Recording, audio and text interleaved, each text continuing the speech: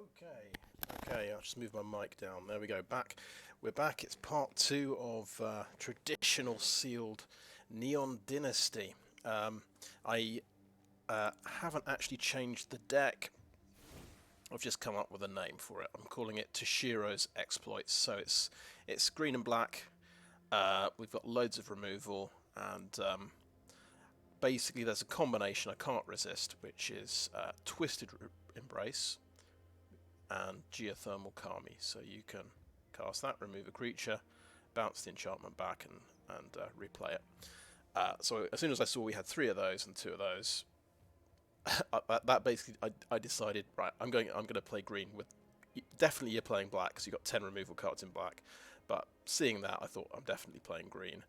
Green's also got a few sort of ramp kind of cards, and quite a few sort of reach creatures as well, so which is quite handy. So I thought that I'll go with that.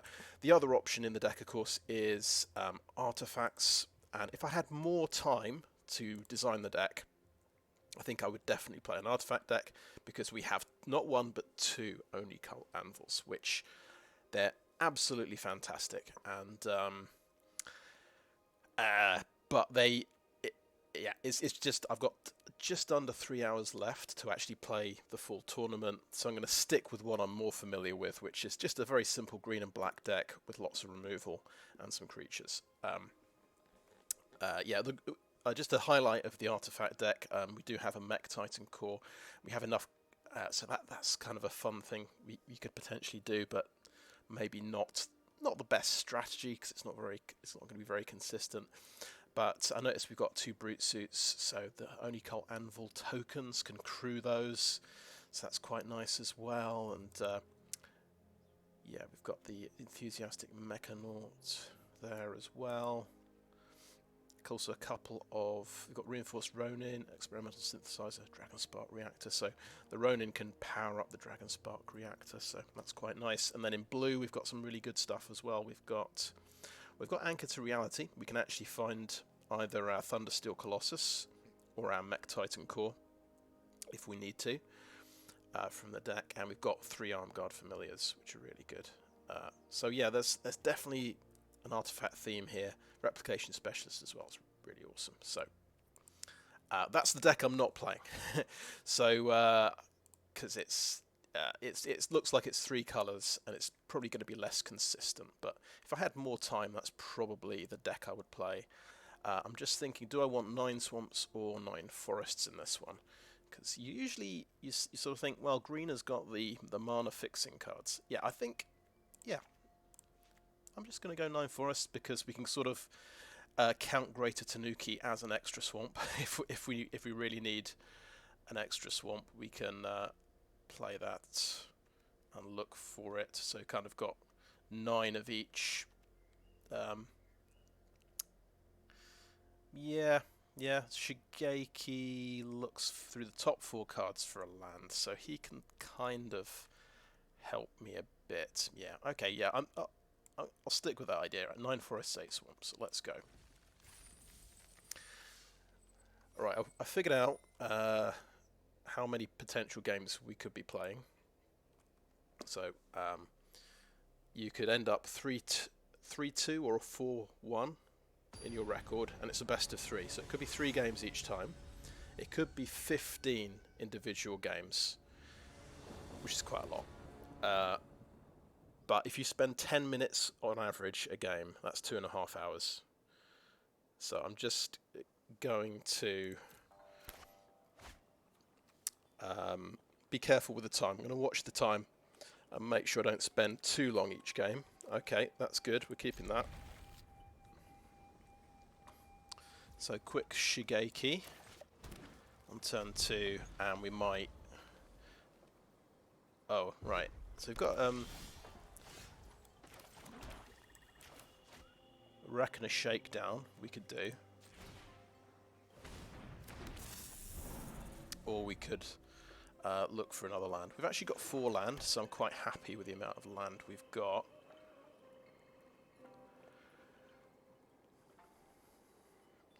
I mean, the Kami could even bring back, he could put Shigeki on top of the library if he gets killed, which is quite good. So we're playing black-red. That's going to be quite aggressive. Lots of creature removal. And it didn't. Oh, we didn't do quite enough damage to kill it. That is a shame. The good news is we've got another land. We don't need to look for another land. We'll Reckoner Shakedown and get his next removal card. So Shigeki lives a bit longer. Oh, look at that. Okay. He will debt to the Kami. I think I'd much rather kill only Cull Anvil than anything else. I'm okay with Shigeki getting blown up. That's fine. We can always bring him back.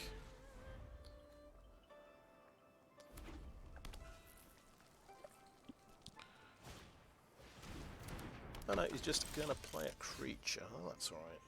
Okay. We know what he's got in his hand. He's got nothing. Oh, let's do that. And oh, the rest of the cards go in the graveyard, by the way. So you end up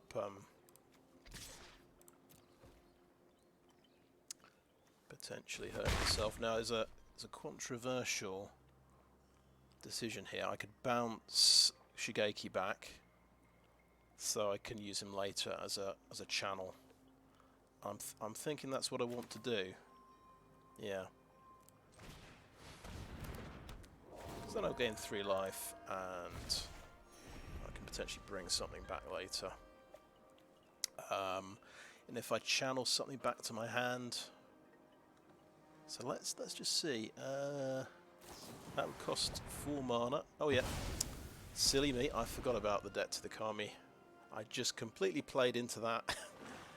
That's very silly, and it gets exiled, so I can't bring him back with this guy. Yeah. So, the channel effect costs 4 mana. It is instant speed.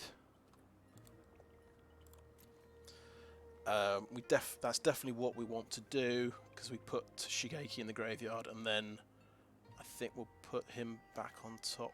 It's a shame he doesn't go straight back to the hand. This guy's a 3/3, isn't he? Okay, we're trying to figure out a way to get some value. I think. Okay, let's not give away what we're doing, and let's end the turn.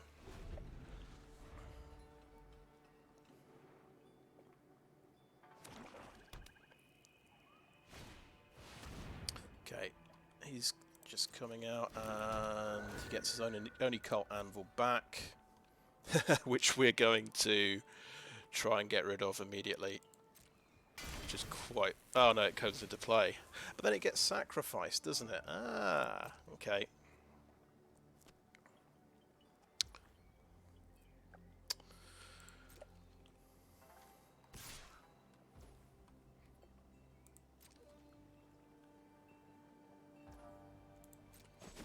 Okay.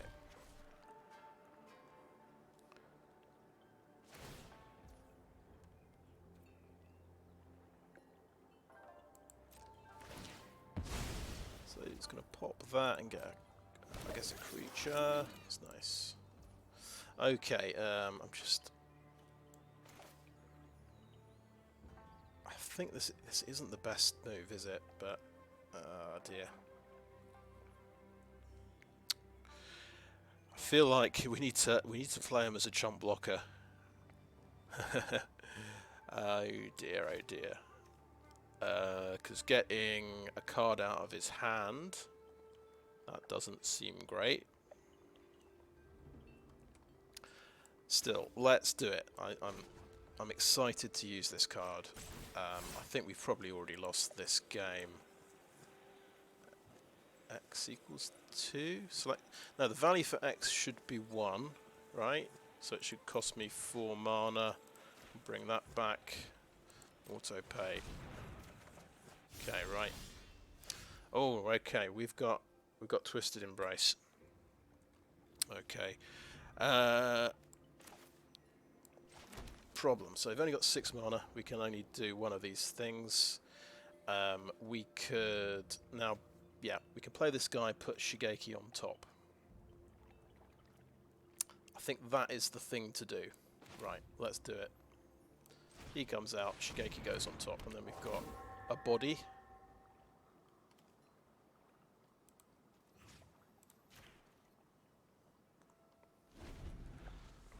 We've at least got a body in play, who might just get blown up, but we'll see.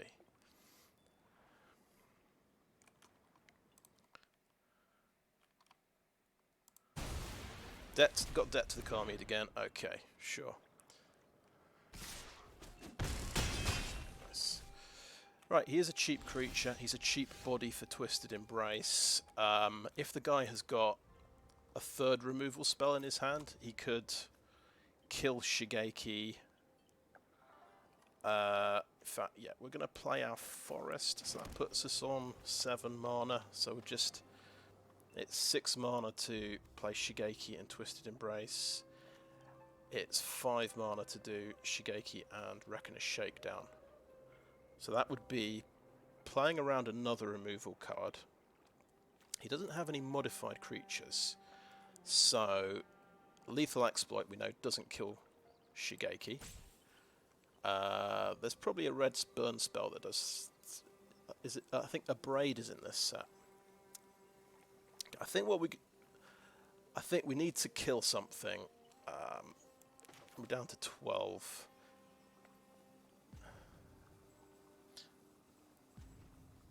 You know what? I'm gonna try and play it smart because I am on 12 life. I have got some life points to play with, so we're gonna see what's in his hand first. Interesting. Got rid of a removal card. A conditional removal card. Oh. So at least now we can block the construct. Hopefully he doesn't have...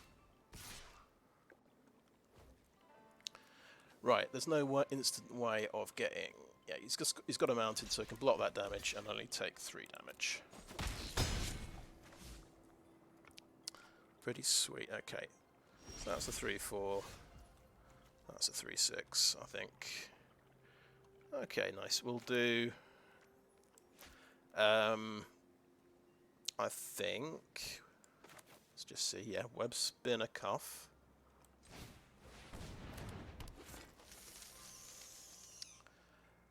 And then... Twisted Embrace to kill the Kami of Industry, I think. On the Webspinner Cuff? Because that's the one that's got reach, or on Shigeki to make 2-4 or a 2-5.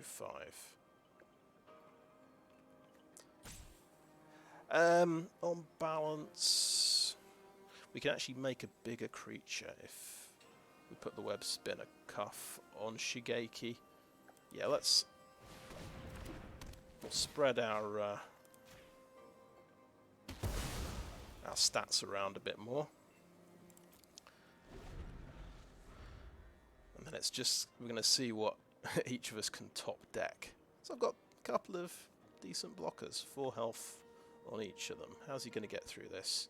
He's already done 3 of his removal spells. He's got rid of a conditional removal spell. Can he top deck some more? Oh yes he can, of course he can. And interesting, that was the thing that blows up artifacts.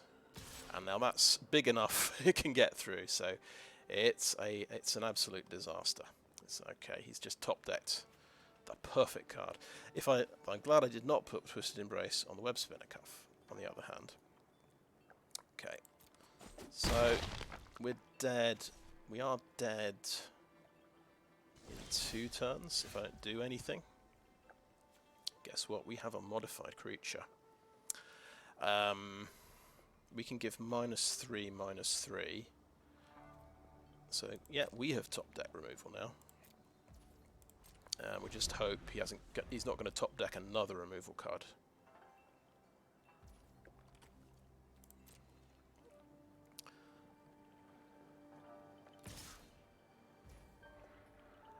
Okay, pass 2 blockers. Yeah, that works, isn't it? It's -3, -3. Puts him down to 2 health.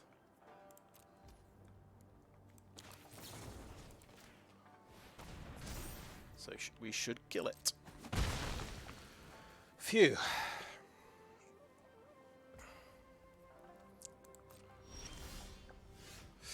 Yep. And we'll just say next. Well, it's not going to be. I thought it could be one of those games where we never see one of those tournaments where we never see Shigeki, but he's been ever present.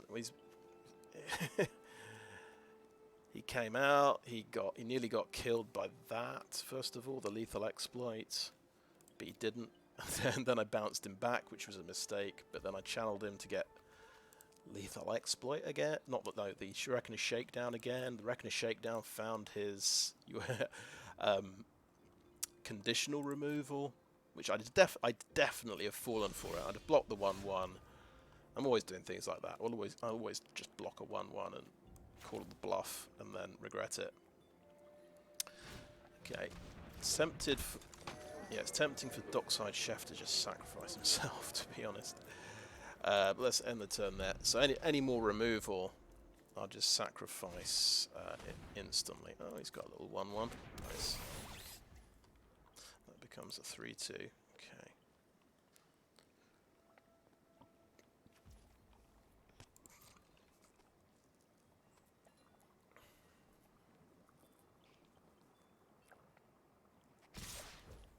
Okay, what are we going to do here? We expect he's got some kind of trick. It's there. We know he's playing with this. This is the card he's likely to have. You are already dead. So he's probably going to kill Shigeki. I'm going to block and block. I'm just going to call the bluff because at least I can sacrifice one of them. That's my reasoning.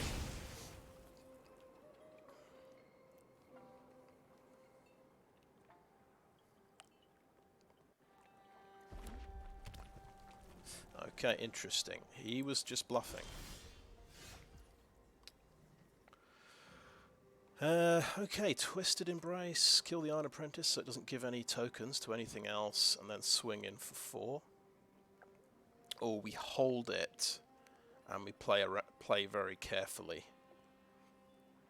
I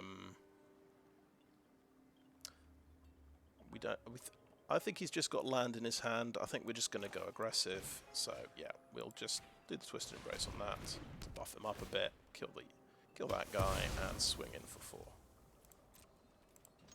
We're just going aggro now. I am going to play the Swamps, so I can still use Dockside Chef to sacrifice something that gets blown up.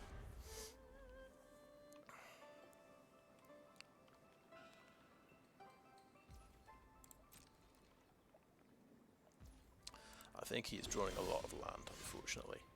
Okay, that's really nice. So first we will just do 2 attackers like that. I think, I'm not yeah, on balance, let's Geothermal Kami the one that is on Shigeki, rather than accidentally bouncing Shigeki. That would be embarrassing, and end the turn.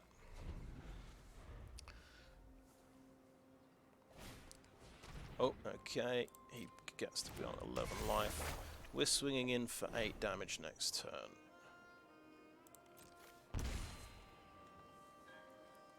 So that's not going to give us lethal.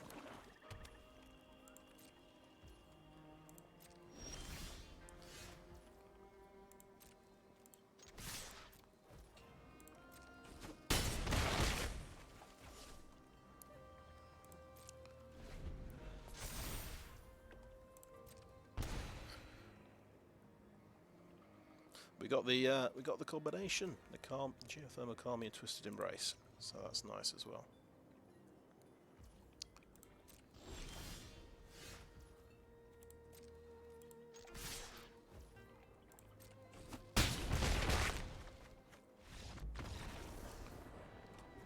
Right, so he's actually, the big threats he's got are artifacts that only cult Anvil. Let's look at black and green. Debt to the Kami just kills creatures and enchantments. So I think we're going to say go. We're not going to make any changes. He has got a lot of removal, so there is this return to action card, which could be good. Do we need Greater Tanuki? He's got an absurd amount of removal. I don't really like taking out Greater Tanuki. I think Boseiju is too slow. Kami of Restless Shadows. I'll put in 2 return to actions against all his removal.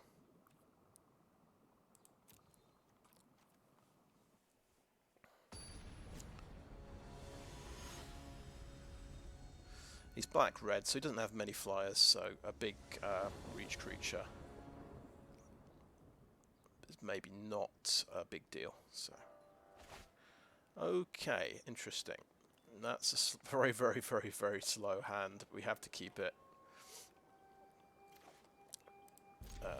We can ramp, but then that gets rid of our only creature. Oh dear. Still, if we get a creature, we've got 2 removal cards in the hand. Oh goodness me. Right.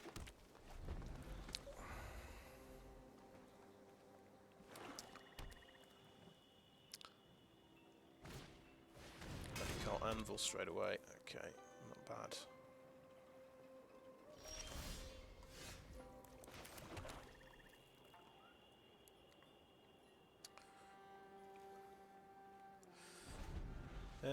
Kills creatures and planeswalkers, but not anvils. Oh, an apprentice. Is it blades? Oh, good.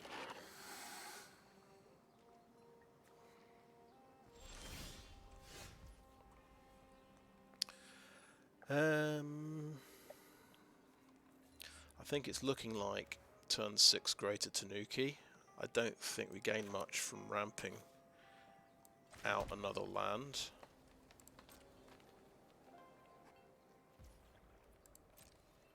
We'd love to Assassin's Ink the Lizard Blades. Those look absolutely terrifying.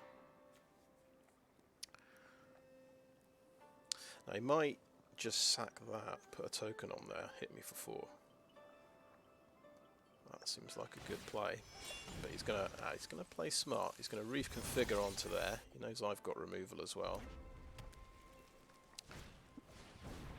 Patchwork Automaton, oh blimey. So that's got Ward 2.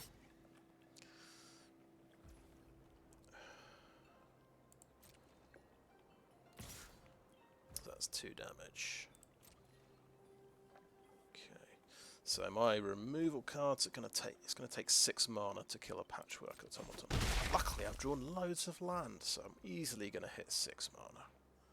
It's just to put a positive spin on things. Right. Okay, my turn. Make sure we play a swamp. Right. So the horrible thing that's going to happen, kill the Iron Apprentice, that's going to get a token. Lizard Blades is going to go on there, and it's going to be horrible.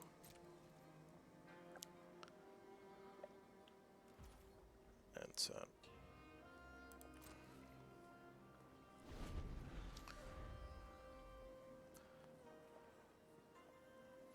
but it would save me 2 damage, I suppose, if I Assassin Inks that. You can always move that onto the... Okay, that's going to get life link. So that means he's planning to sacrifice it, is that right? So that's hitting for 2. If I blow that up, he can sacrifice it anyway. You kind of want to do something with your mana, but you feel like that that's going to be counterproductive.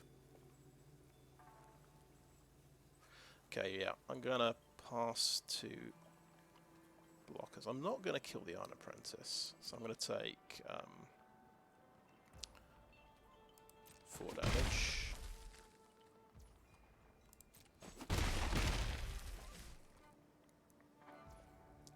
Okay, my turn. I think we want to put our swamps out prior.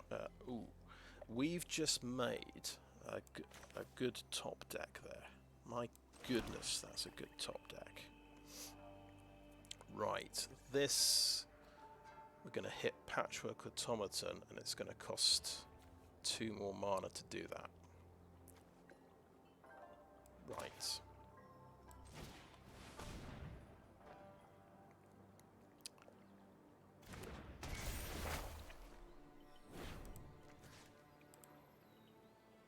Yes. 1, 2. Resolve.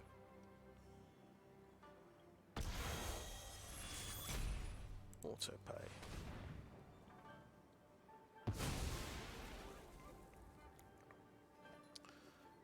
Now, it's looking like a good idea to not Assassin's Ink the Iron Apprentice.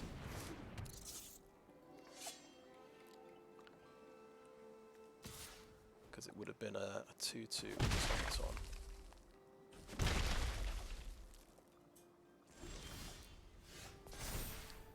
Okay. Target creature gets -1/-1. Bye-bye Iron Apprentice. Which one is getting the token? He's getting the token. Okay. Okay. Right. Just think carefully what we're going to do. Okay, so we would really like to kill the Lizard Blades, but I think that can come later. We've only got 6 mana. We could play a Greater Tanuki. His turn is double strike onto Nezumi Blade Blesser.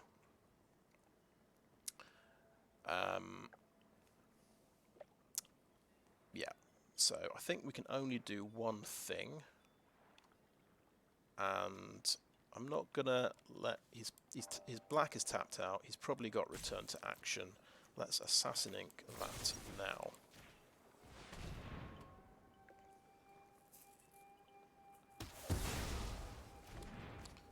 And that's all we can do. And we're going to get a 2/3 next turn, so that's nice. I think we've got, looking at the time, we've got about 2 hours 27 minutes left, so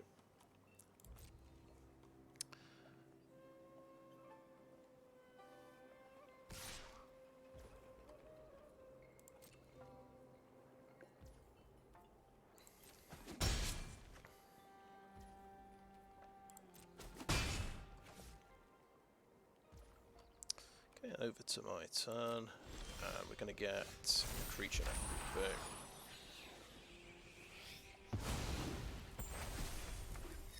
Pretty exciting. He's a 2/3. Let's play a land. So we've got 7 mana. We can do one of our things, and I think, yeah, we could Twisted Embrace that. The more aggressive thing to do is just play Greater Tanuki, I believe. So that is what we'll do. I suppose if we did do Twisted Embrace on this guy, he might use removal on it.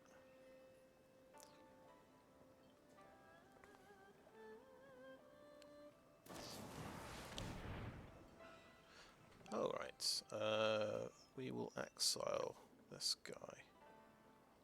In that case.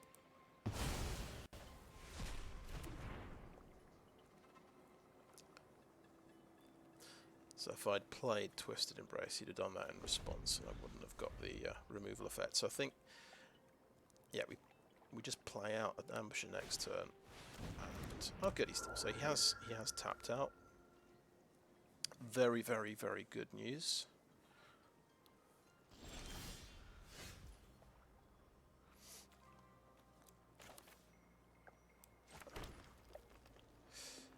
We could do. We can't actually do double twist embrace. We've only got 3 black sources, but we'll make a really big creature, and we'll take out his blocker, his big blocker.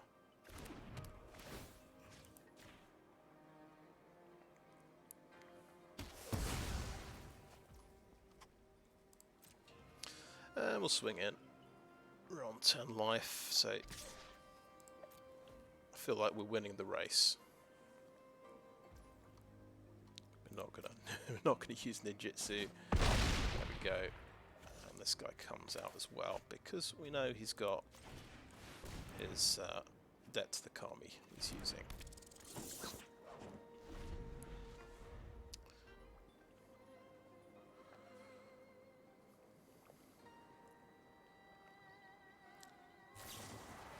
Debt to the Kami, so we'll lose the Ambusher. You can swing for 2 with the Lizard Blades if he wants. Yep.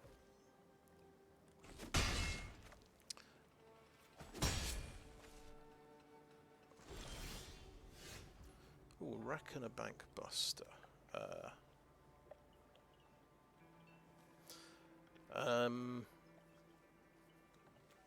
We actually, the clock, we can actually kill him in 2 turns. If we do another embrace on this guy. Let's play a Reckoner Bankbuster first. That's for, I've got 6 mana available, so I can do a twist. I can use this to draw a card.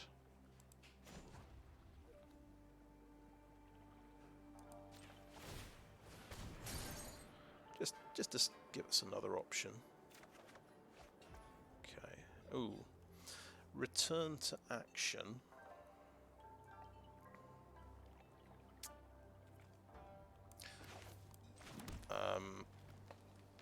Okay. Now, I could give him lifelink. But if he's got another debt to Kami, maybe there's not much I can do if he's got another debt to Kami. Okay, I think no, we're not. We're going to keep return to action up because that just counters quite a lot of the potential removal he could have. If he's got another debt to the Kami, then that's too bad.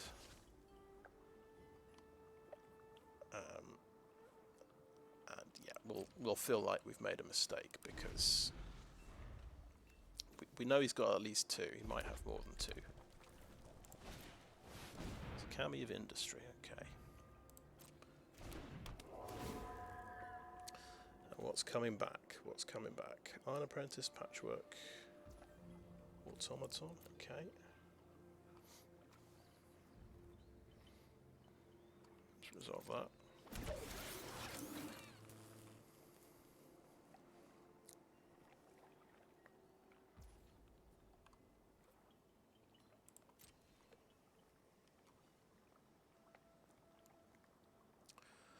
Swings for how much?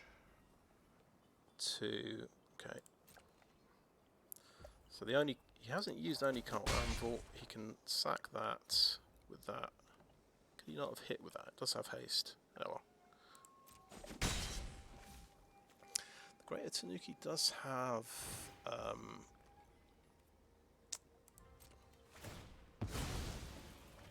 okay. It's gonna get a 1/1. Okay. My turn. That gives us an extra point of power, so I think that actually gives us lethal this turn. Right, so let's just get the order we're doing this in, right? We're going to blow up Kami of Industry. He's completely tapped out. He can still sacrifice an artifact. That's not an artifact, right. Okay. Twisted Embrace, Greater Tanuki.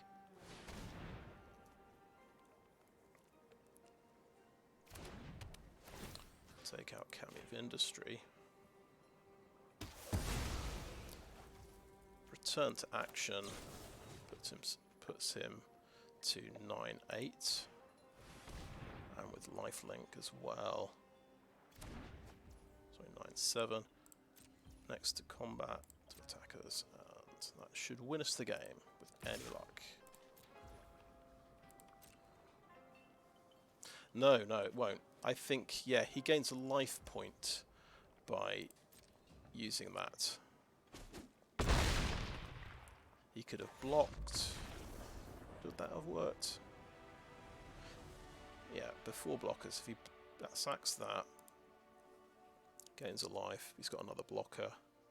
Or does the artifact creature turn up at the end of turn? Yeah, I'll have to look at my copy.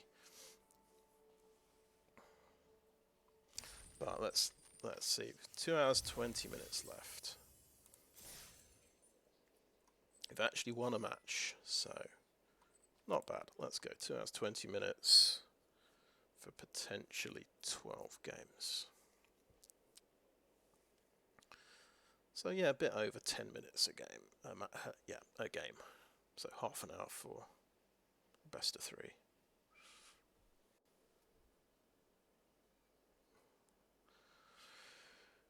35 minutes for each best of 3. Put it like that.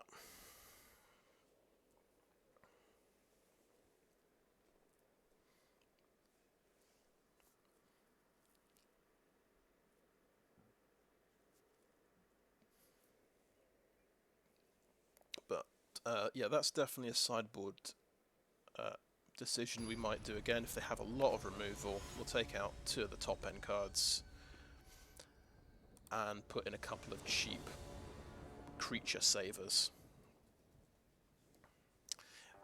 The little mistake there, though, he was using Debt to the Kami, so that doesn't work at all against Debt to the Kami, because you have to sacrifice something and he gets exiled.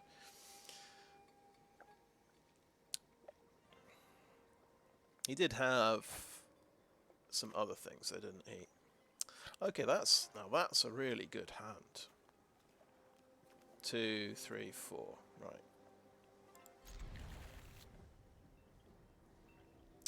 So we could keep him in the hand if we want. Oh, right, nice. So blue deck. So we could expect some bounce spells. He might have short circuit. Blue black. Okay. I could play that to gain life, but I think we'll hold on to it.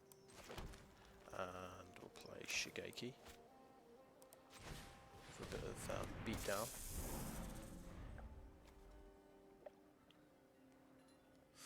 We might, looking at it, we'll see if we miss a land drop.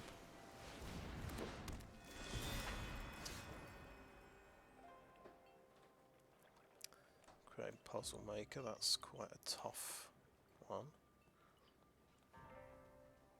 We have, yeah, we've hit a 4th land. That's really good. Is there a clever way of killing this one? No. So I think we'll do the Reckoner Shakedown this turn and see what he's got. So he can tap me with that. There's a nice bit of removal. There's also a nice bit of removal. And Behold the Unspeakable is his incredible late game card. I think in terms of card advantage, I've got a suit up there as well, which is quite cheeky. I think I can handle this hand. I think it's just Behold the Unspeakable that's going to be not unspeakable. So we'll do that. He's probably going to bounce him back with Dokuchi Silencer, discard a Network Disruptor, and kill Shigeki. That's my prediction. And then it gets to scry as well.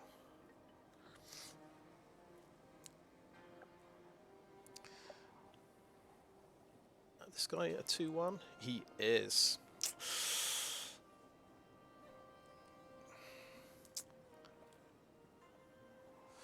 But remember, he does have suit up. but he won't have the mana to play it. He did not. Dokuchi Silencer. He's actually just hard cast him. That's an interesting decision.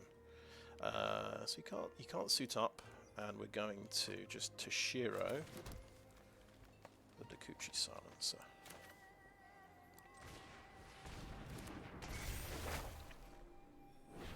-1/-1. Good. Let's swing in for 1. Could have looked for a land, I suppose, but everything does get chucked into the graveyard. Not sure how I feel about that.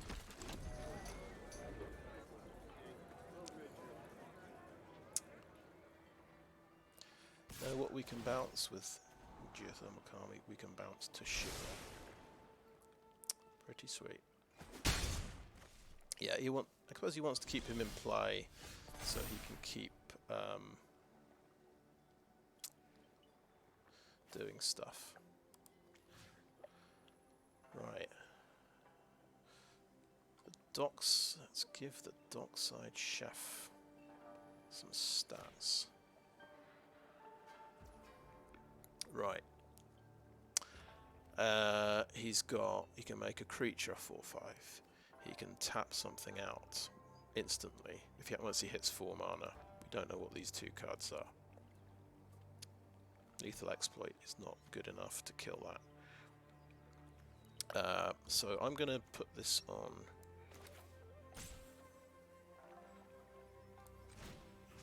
I'll put it on the Dockside Chef, because we might want to bounce Shigeki back.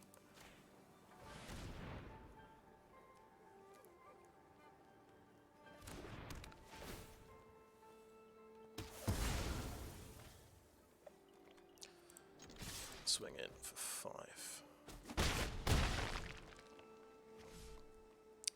And now Lethal Exploit will do -3/-3 as well. Cool.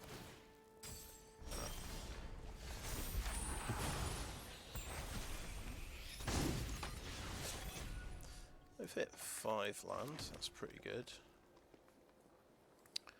That bounces an enchantment I control.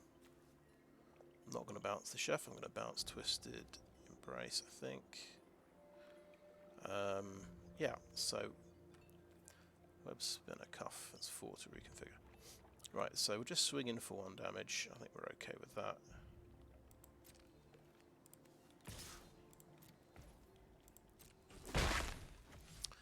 And we will Kami bounce. Not Toshiro. Yeah, okay. Good. That's what we need. A nice quick game, I think. Just look at our black and green. So it's like, yeah, I guess we get 2 minutes 30 to change our deck. That's quite generous. I feel like, rather than the return to action, Debt to the Kami might be quite good against his deck. So I'm going to just pop those 2 in and take out some of the top end. So take out the Kami. Boseiju is actually really good in this one. Do we take out Jukai Preserver, Mukotai Ambusher, or Greater Tanuki?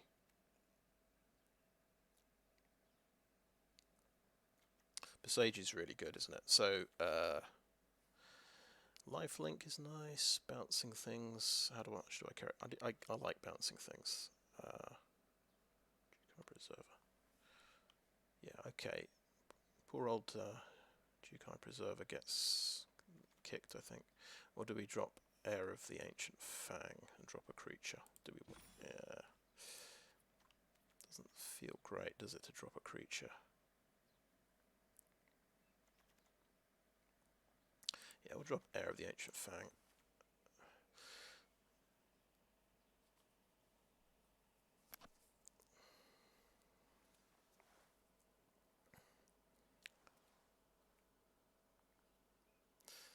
Notice he had a sort of a combat trick in his hand.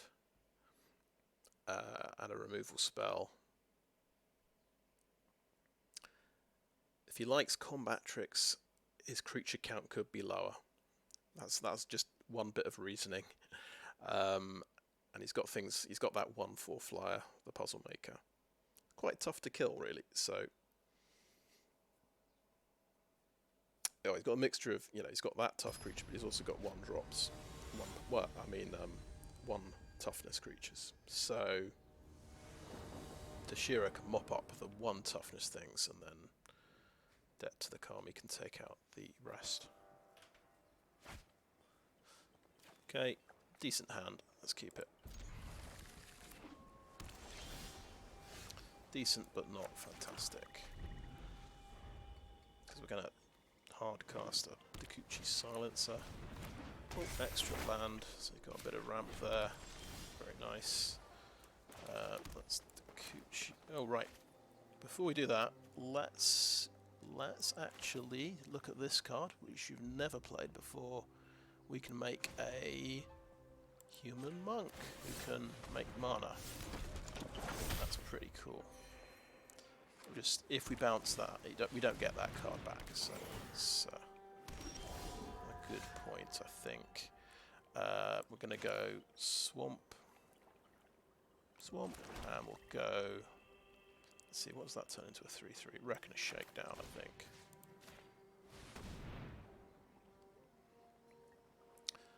Okay, well, he's got Jin Taxias, which is 7 mana, so we just instantly lose the game when he plays that one. He could play Behold the Unspeakable next turn if he top decks a land.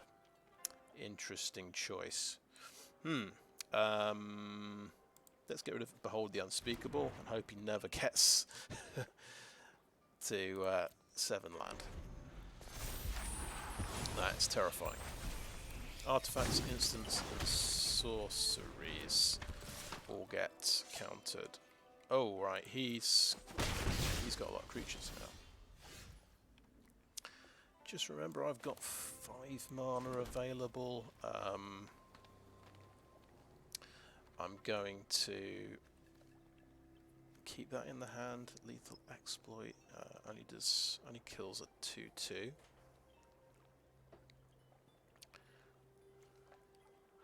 So we could.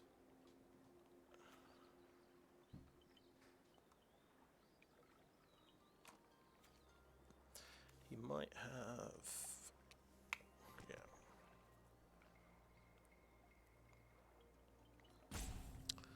That's pretty terrible, isn't it? It's a pretty terrible situation at the moment. So we'll have to just. We could play a Kami and not bounce anything. Yeah, okay, let's Dokuchi Silencer. And we'll try not to. Okay, end turn. So I'm thinking I could lethal exploit that to make it a 1/1 and trade off with the elf, the mana. I call it a mana elf. Jukai Trainee gets to be a 3/3 when it gets blocked, which isn't great. So I can double block the likeness, and he might have his combat trick. Let's give him an option. Let's lethal exploit that.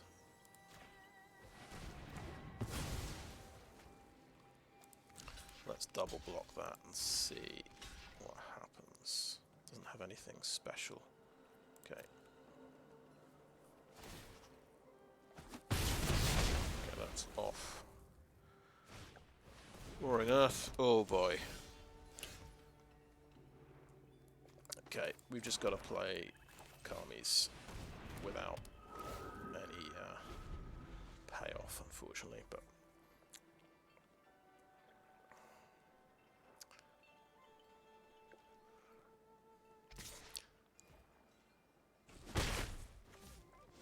okay. Okay, that's really nice. We've got a Webspinner Cuff that can block. I'm guessing he's got his combat trick.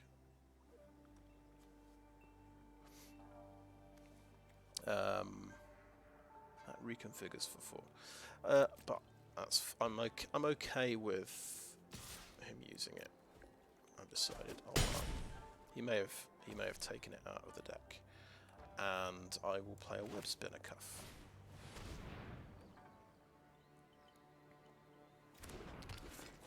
There, the actual our reach creature is being quite useful.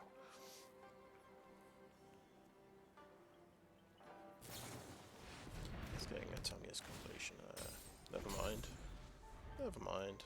This only bounces enchantments I control, incidentally. Ninjutsu. Oh, very nice. Yeah. He draws a card. When he gets 7, he wins the game.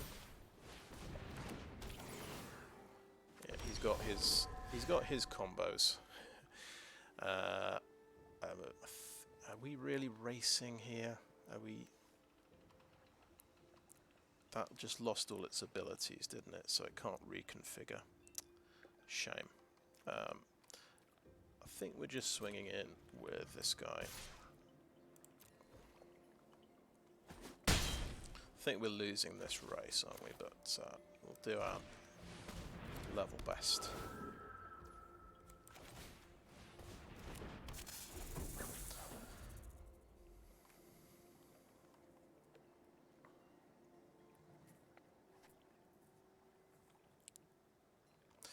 Right, this guy, he counters artifacts, instants, sorceries. So he is vulnerable to my favourite card, Twisted Embrace. So maybe we shouldn't be too scared of this guy.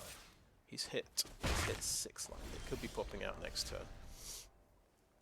Okay, yeah, he's got a...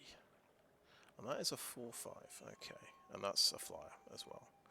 That's pretty bad. Okay, let's play our big creature. And no attacks. He's swinging in for 5 this turn.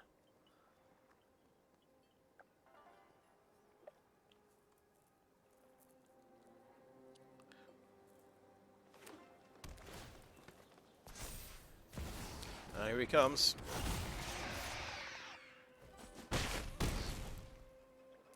Nice card. Okay, concede quickly. There's, let's see, 10, 14, 15. Yeah, just concede, just concede.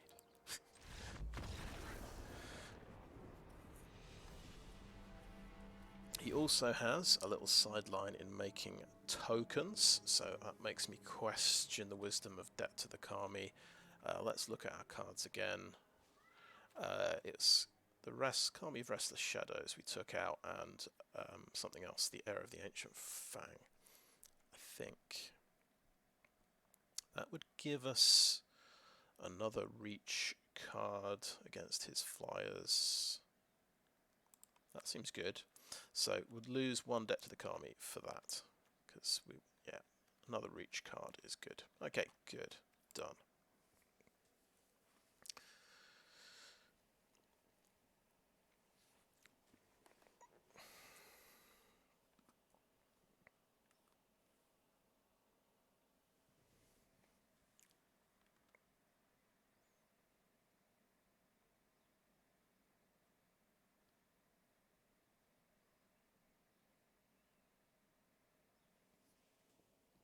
Interesting, I managed to remove his Behold the Unspeakable in both games with my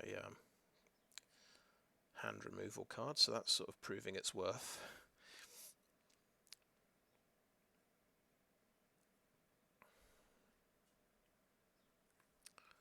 So that was definitely the right thing to get rid of, I would say.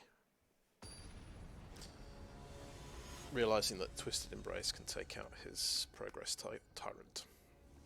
Just a shame we didn't hit any of our 3 Twisted Embraces, but it happens. Right, play first, please. Good hand. Toshiro moves at Debt to the Kami. That's what we like to see. Blow up his 1/1s and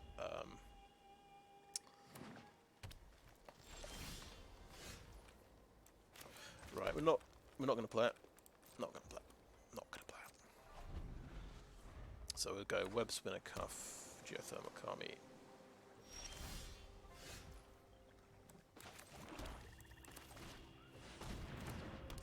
No, we want Geothermal Kami to bounce the life of Toshiro.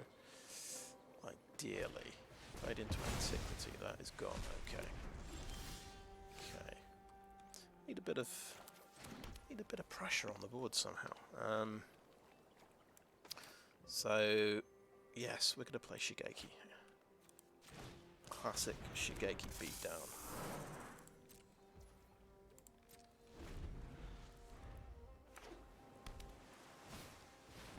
Snare Specialist bounces him, okay. Alright.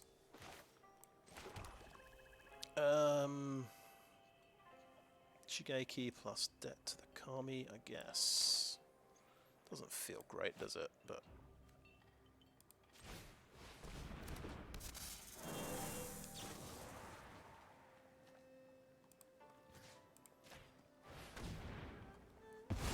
he's just going to bounce it back to his hand and bounce my stuff, and it's going to be a whole thing. Generous Visitor. Does he have an enchantment to go with it? Yes, he does. Makes me sad. But suddenly, we do have something to bounce with Geothermal Kami.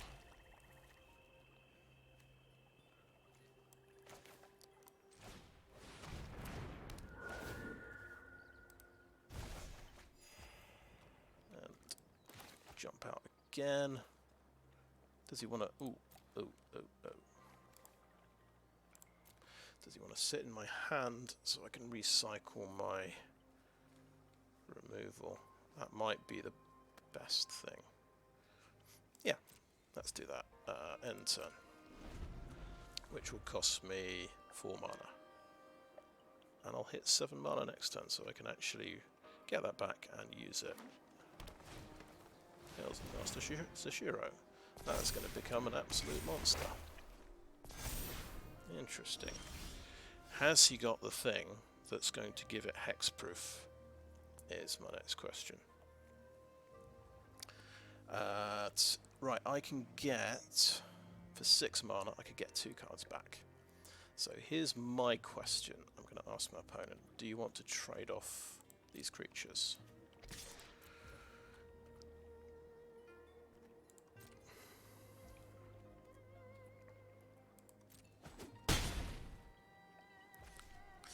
The 1 green hexproof thing does not protect him from debt to the Kami, because I target an opponent with that.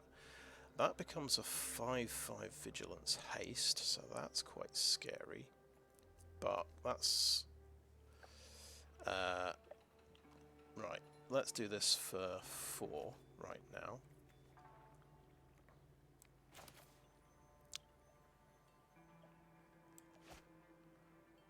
So we've got 7 mana, we can do that for 4, bring debt to the Kami back.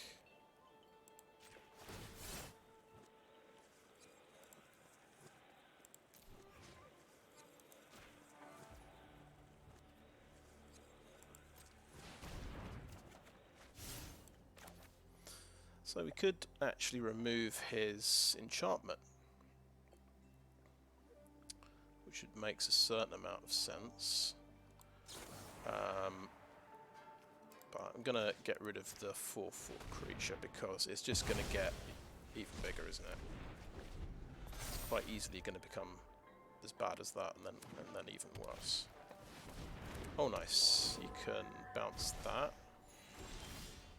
I like it. Oh, that's a shame, isn't it? I've just got Reckoner Shakedown.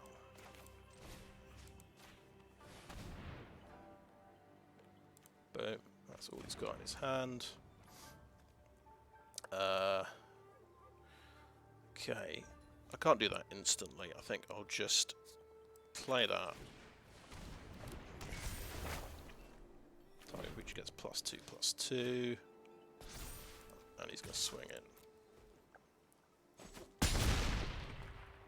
Okay, see what he top decks. It could be a Jin Gitaxis.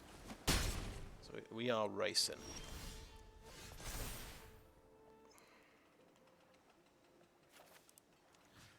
Okay, did he draw removal?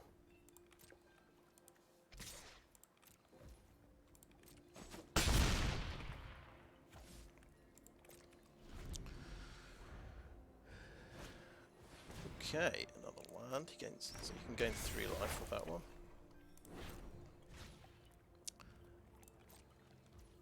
Okay, over to my turn. He is moving back.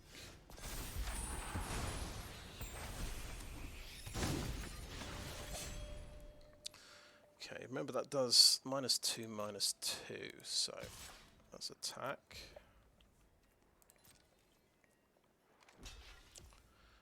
Okay, this could be a mistake. We know he could have top decked the 1 card, which makes this...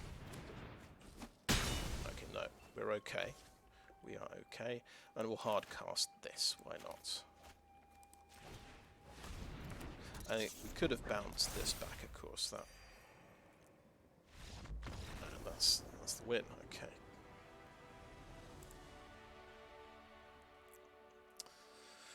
Okay, I think it should have 1 hour 53 left. Potentially 3 more matches.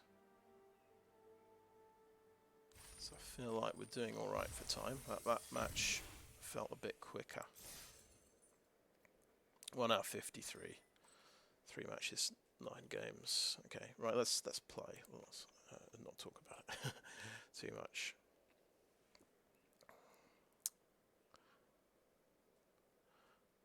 $110 minutes, about 10 games, so yeah, 11 minutes a game.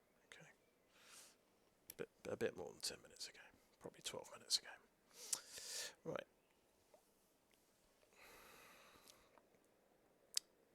So, despite a few dodgy looking draws, the deck is working out pretty well.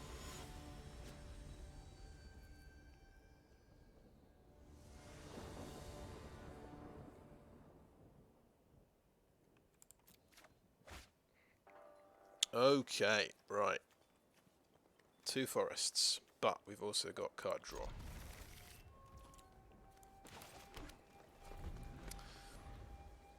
And we have an elf.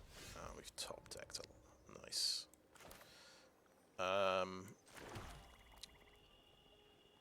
We can do the elf first.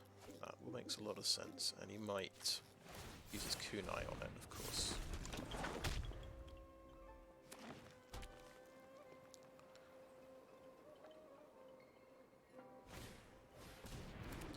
Jukai trainee. We could blow it up with Twisted Embrace. That seems...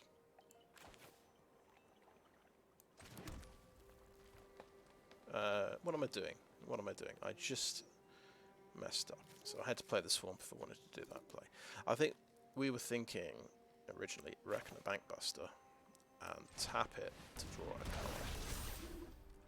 That's the play. Anyway, no attacks.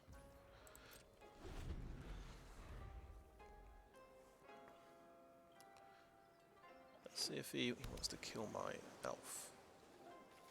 This is crew 3. He's gonna, no, just gonna smack me in the face. Okay. No blocks, please.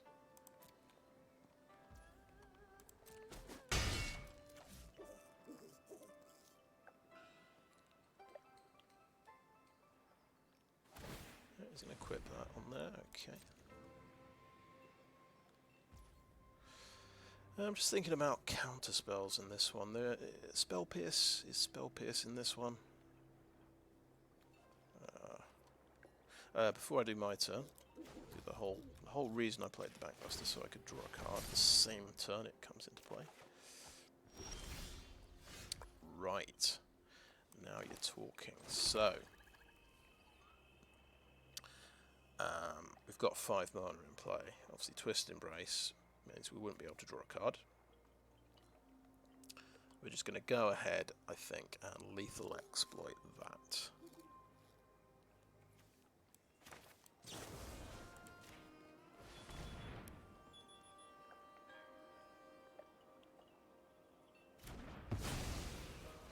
It's dead. That's great. Okay. I think we'll swing in for 1 damage.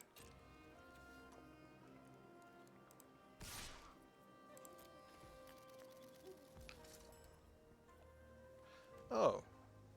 No, we won't do that. We'll lose our token if we do that. End the turn. And we're doing it that way. We want to draw another card. I could have put the pressure on as well with Webspinner Cuff. Oh, he's got a Boseiju. Very nice indeed. 2 forests for him.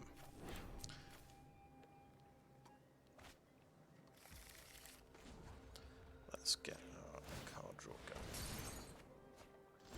Okay. Right.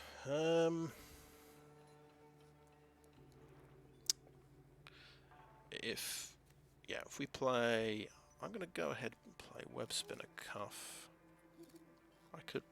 I want to play that and draw another card. That is the reasoning. No attacks. End turn. We could hit him for another damage, but we'd rather draw another card. And we'll get our pilot and a treasure token as well, which is quite sweet. So white, blue, green. Okay, interesting. And he's going to equip that.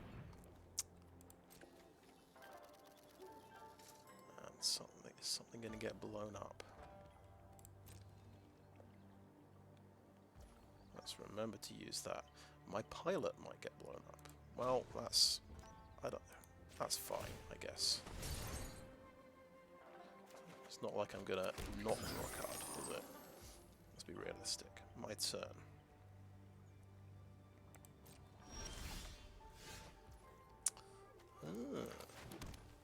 Hello. Okay. Now, just thinking about. I've got to think about removal for 2 mana that could be in his deck.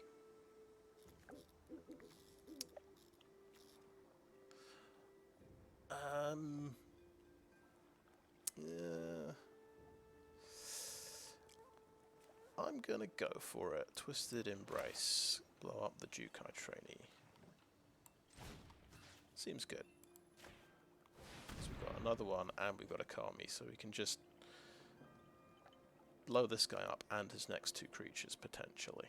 And unless something really horrible happens. Yeah, there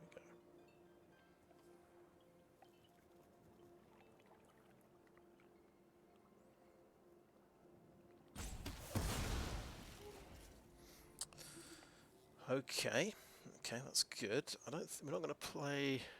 Are we going to play this? And okay, let's make a Reckoner Bankbuster, crew 3. We're going to tap our pilot. Let's go. That's only going to do an extra point of damage, isn't it? I think we just swing in with the elf. Unless we use our treasure. Yeah, let's...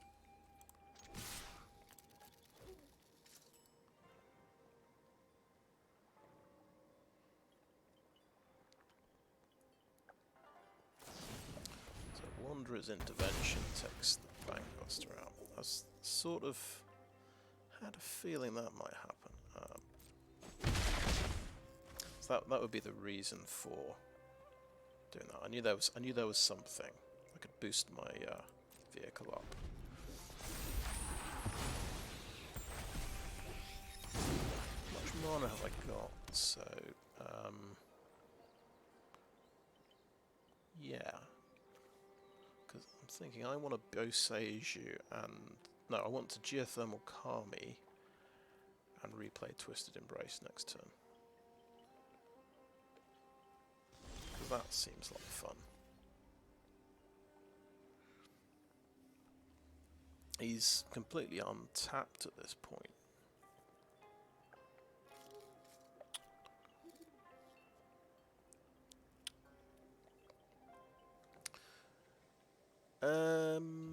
I would tap out to do that. He is playing blue. He could be playing counter spells, but yeah, he could have a crab in his hand.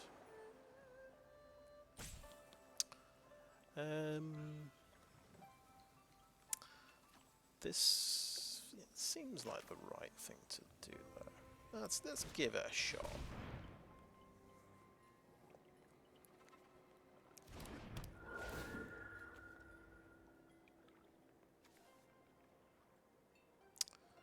Oh right, yeah, no, we just made a miscalculation there. I was thinking I need actually another point of mana. That's why I was thinking of playing Boseiju. So I have misplayed a bit there. Silly me.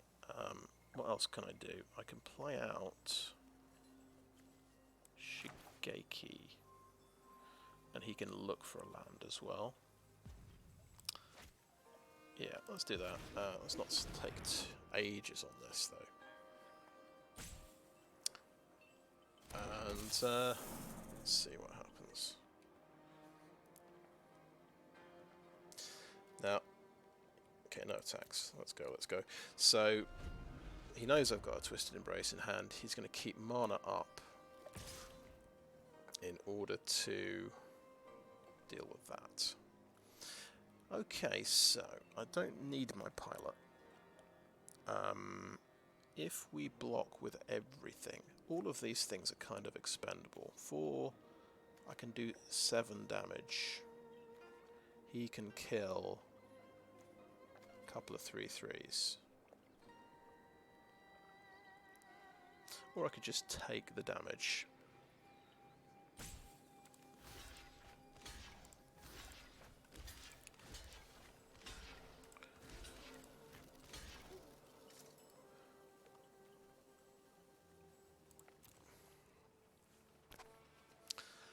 Like, what have you got? Let's see it.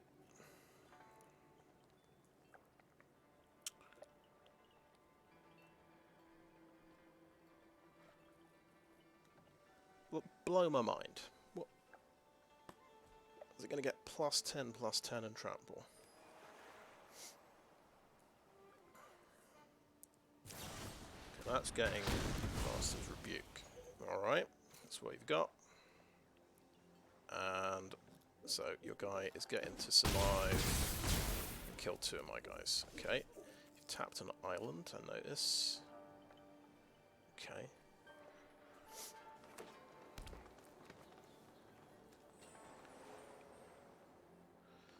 So we lost Kami, Visionary, and a pilot there. He spent 1 card. He's got 4 mana up. Right, if he's got the 3 mana power sink in his hand, the crab, I will actually have 3 mana up to stop it. So I'm going to Twisted Embrace that, and we'll just see if he's got an answer.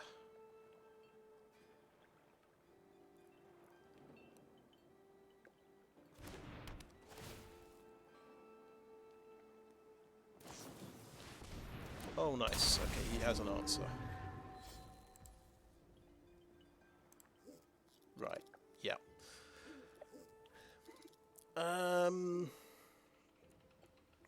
Didn't think of that particular card. Got to admit. He's got me there. Right, so we'll play a Fang of Shigeki. And say next we won't. It's not time for the life of Toshiro Umezawa just yet. No attacks in turn.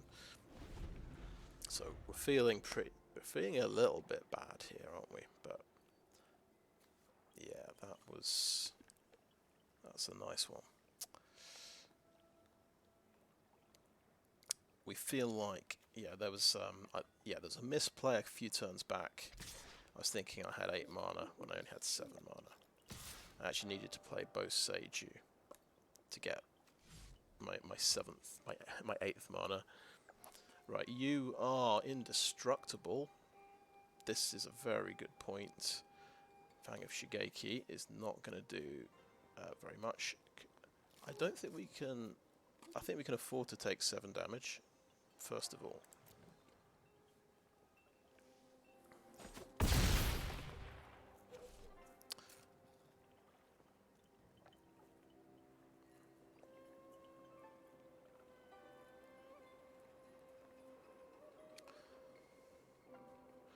So, I think it's a Boseiju, Twisted Embrace to kill Kyodai kind of deal. Ooh, or maybe that.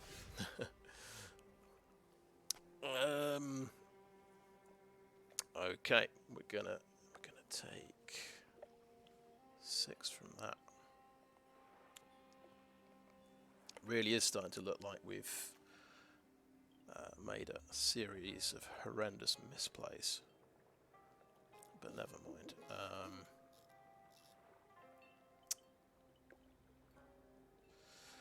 So let's go back to right. We want to do 2 things in the turn. We're going to be able to. What can we chump block with? So potentially they're swinging in for 13. Killing that with Twisted Embrace is... Okay, potentially I can chump block with a Webspinner Cuff, that's what I'm thinking.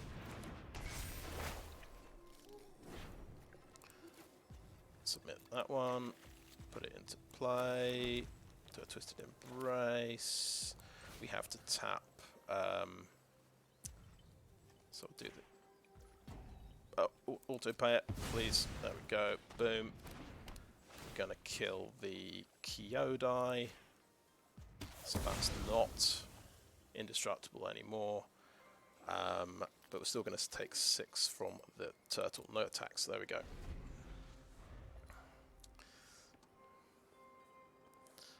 But he's got a ninja's kunai. He can shoot my ninja. That's an unfortunate side effect. He's got reach, hasn't he? Right, no blocks. We have to take 6. If I try to reconfigure on there, he can...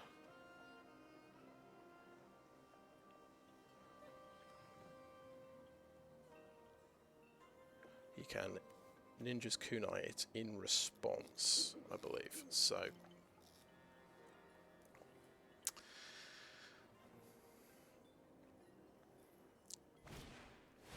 He's gonna almost tap out. No, he's gonna completely tap out. He's definitely got no mana. And I've drawn something really good. Okay, so that is...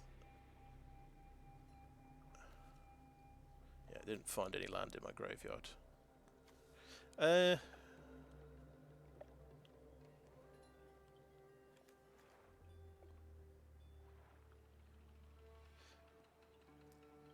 Did I somehow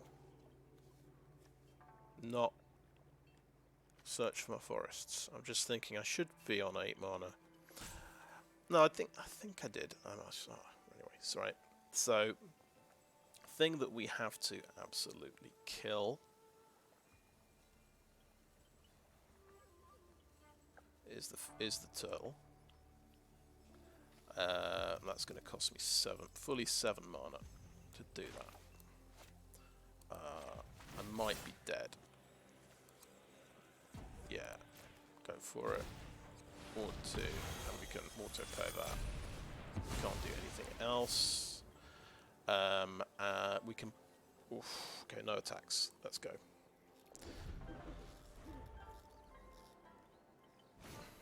Behold the unspeakable bad news. Okay, right. So we are just chump blocking here. So he's coming through with 14 damage. That will block 7 damage. That will block 5. We could let 7 damage through and just say, "Ooh, let's hope for the best." because that's going to be quite a big creature. Okay, yeah, we need something needs to chump that. That's it. We'll let 7 damage through. That's fine. That's fine. Okay, we're on 1. Oh boy.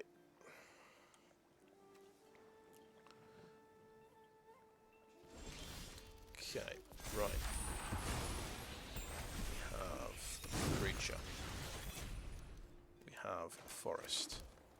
We're going to play a Toshiro. We're going to play a Toshiro and do -1 to that. Been waiting for him to play a 1 toughness creature for a while. And 4, 5, 6. We actually have enough to play a Greater Tanuki ourselves. That's quite good. It's quite good. We can't. Yeah. Lifelink might get us out of an awkward situation. It's not. Yeah. Okay. Just having a sheer amount of toughness on the board might be even better. Let's play that. Okay. No attacks. Okay. He is just drawing a shitload of cards with this, like 2 extra cards. So.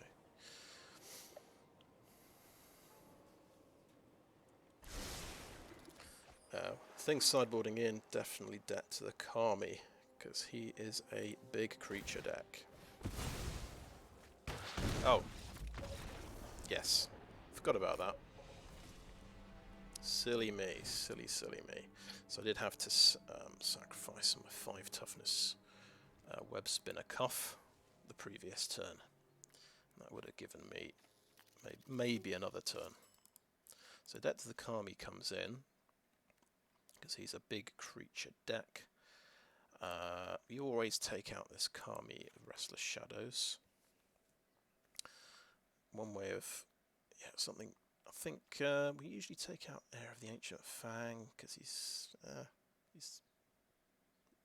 not that impressive at all. Is there anything else we want to take out? He doesn't have a lot of removal, so we don't need that. Okay, that's done. We have about an hour and a half left. So this is match 3 of a potential 5. We're currently on 2-0. Oh, I get to play first, that's nice. Right, is this a good hand? Well, we've got black and green, we can play a Shigeki, and then he can find me land. That's very important.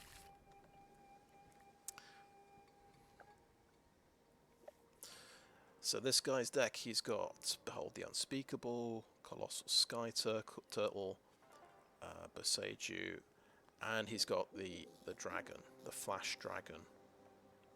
That it's 4 mana and it makes a target indestructible. Which doesn't work against Debt to the Kami, I notice. So now, I'm pretty sure I was playing first. He's deciding whether or not to mulligan. Right.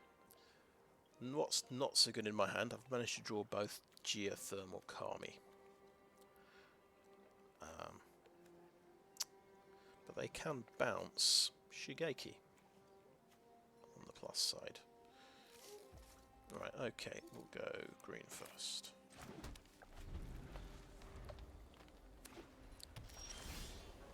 Oh, perfect. Well, we found Twisted Embrace, which is really quite sweet.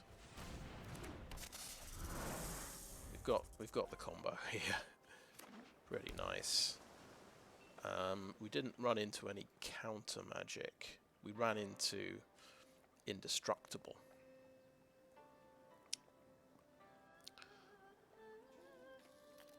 Yeah. So if he's got white mana and 4 untapped, we've got to watch for that. Yeah, we top decked a land. That's good. We'll just swing in for 2 and see if he might get blown up. And we're okay with that. That one was intervention. no problem. That's fine. So we did top deck a land, and we'll go Webspinner Cuff.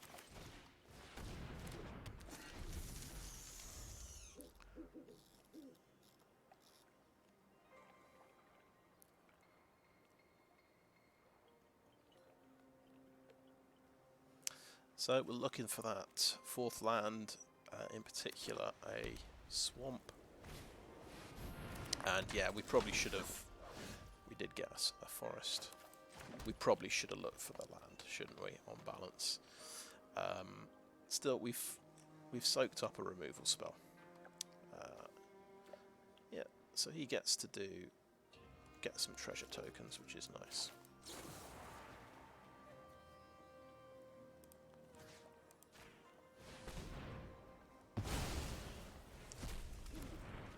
Keep his numbers down.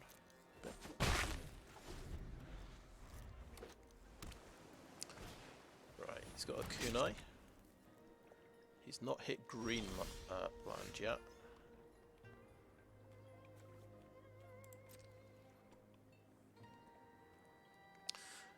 Now we could just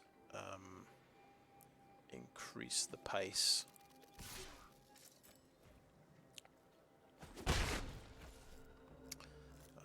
By just playing a Geothermal Kami.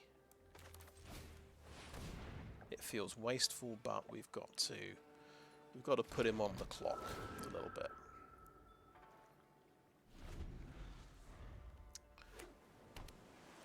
Behold the unspeakable.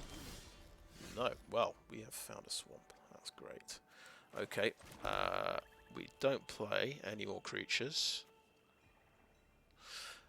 Right, here's my pitch. Webspinner Cuff onto Geothermal Kami. This is something I don't think I've ever reconfigured my Webspinner Cuff. Should probably do it more often. Feels like he's just going to respond and blow up the Kami, but we know he's got Wanderer's Intervention, Ninja's Kunai, so from that perspective it seems reasonable. But he might have the thing that taps it. But it's all fine. Colossal Sky Turtle bounces it. Okay. That's nice. And I'll play a Death Toucher. Back in my hand after all.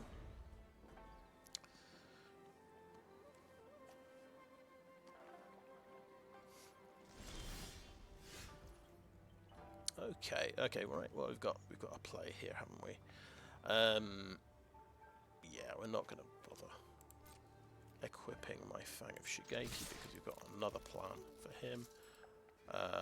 Mukotai Ambusher. Ninjutsu. This one.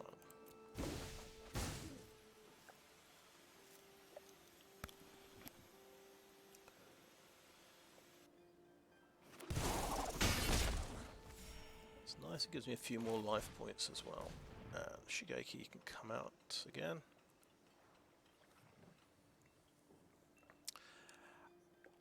And we've got a pretty decent hand as well, so if he does come out with a big creature or something, we're just going to get...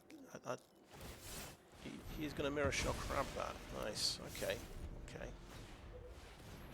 Bankbuster. Ooh. This does not blow up artifacts. That is a shame. He's going to draw a lot of cards. So I think we can equip our Mukotai Ambusher. That seems pretty strong. That gives him 6 toughness.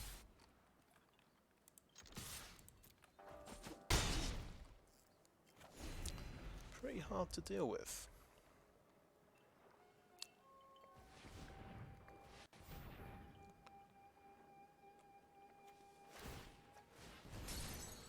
Looking desperately for his forests. He's got one, so stuff is going to start to happen, I think, for this guy. If he taps out, it will get blown up. If it's a creature, it will get blown up.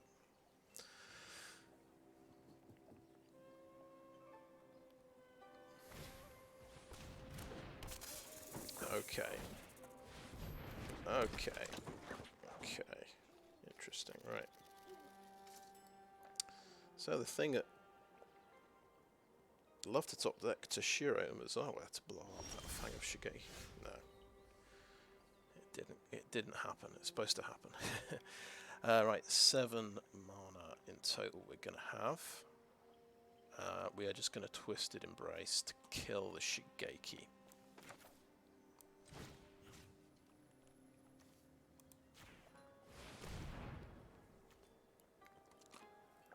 Take out the Death Touch. And he's definitely can get in with this Thief and do me 3 damage, and he can also get a treasure token that's going to help him cast his big spells. I'd actually like to top deck a land, then that will let me do my Geothermal Kami Twisted Embrace combo. It's got Boseiju, so he's found loads of forests.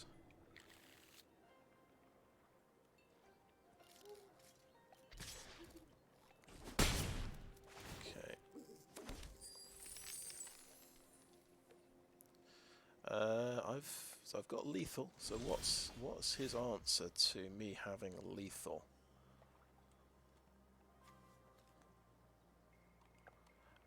And does that help me? Careful Cultivation. I can do a Careful Cultivation and a Kami. He doesn't have enough for the tap spell.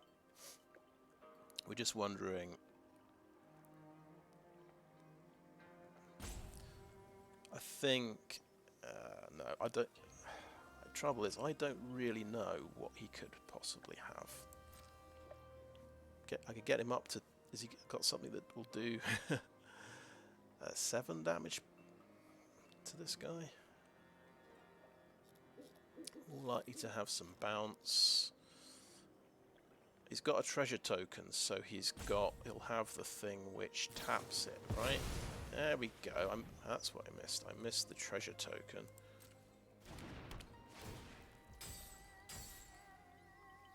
Okay. Yeah, got me there.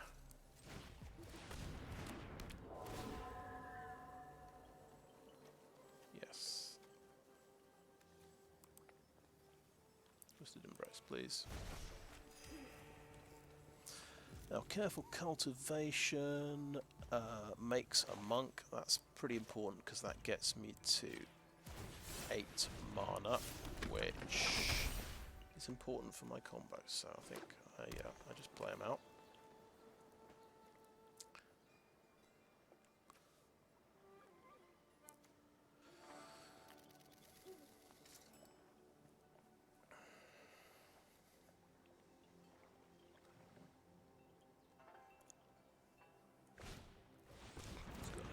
Okay.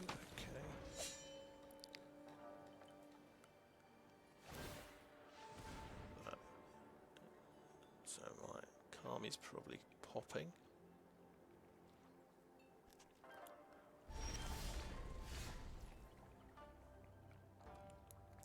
So yeah, he can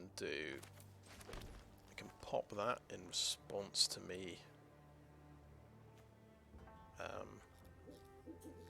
using Twisted Embrace.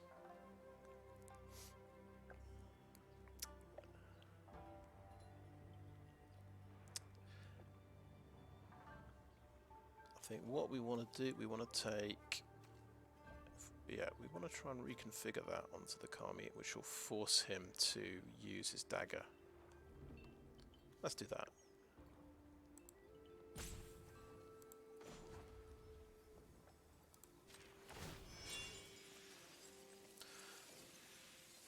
Actually, very good point. Let's do this because we do have 8 mana. We'll do that on the monk and give him a tough decision to make. Cool. And then we Twisted Embrace the monk because he can't kill him with a Prosperous Thief.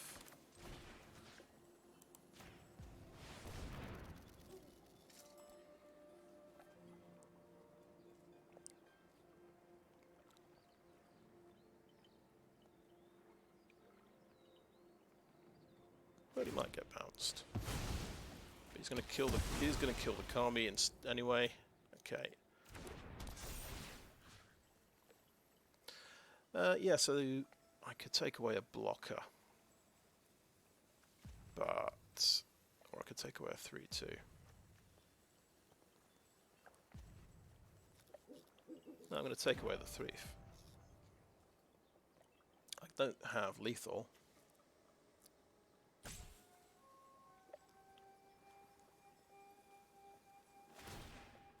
Just going to draw a card. That guy becomes a 3/3 though when it blocks. And I'm going to swing in, I think, with that.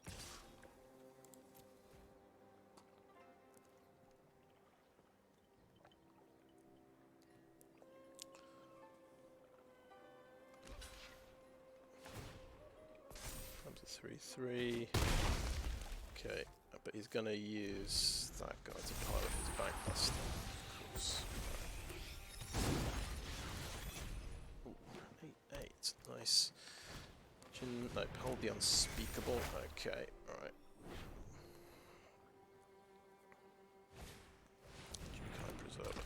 He's got some serious creatures.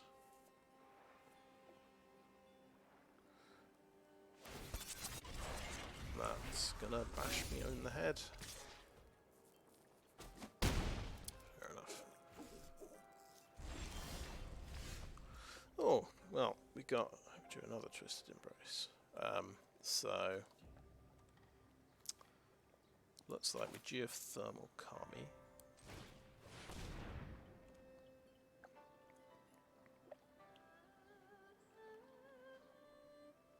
We don't think there's Spell Pierce in this set. We think that was in a previous set.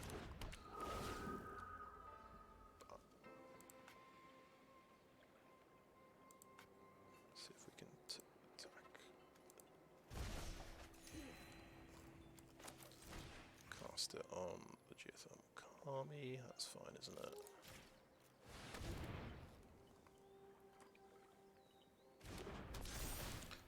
And blow up the 9/9. Why not? And we might attack.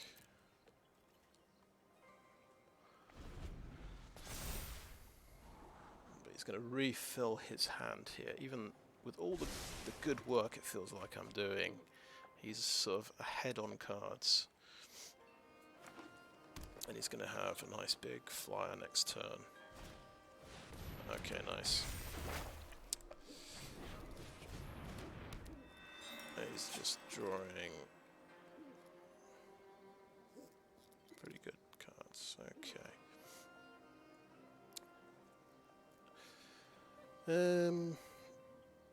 This guy is able to block a flyer. We have a we're getting bashed with that. Okay.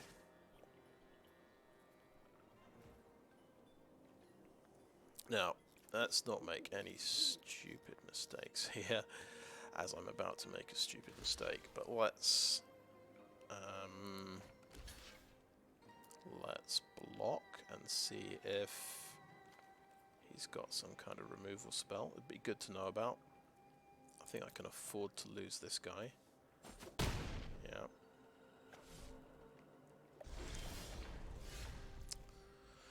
Okay. What do we use the next Twisted Embrace on? Are we waiting for another Behold the Unspeakable? We've got 14 cards left, I've got 21. So we've got a pretty decent defensive setup. I think, yeah, we could kill Jukai Preserver, but he's still got a 3/4 to block with. I think, do I want to play the Swamp? I don't have to play the Swamp. And do I want to put a Webspinner Cuff on my dude?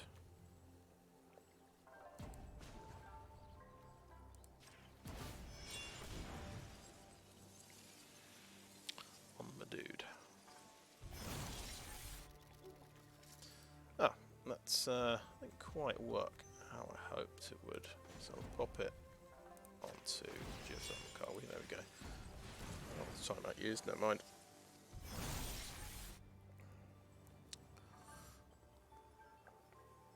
Right. Oh wait. What am I doing now? Next to combat, he can do me 7 damage. I have 8 toughness, unless he's got a combat trick, which could be absolutely disastrous. But let's do it. Let's swing in.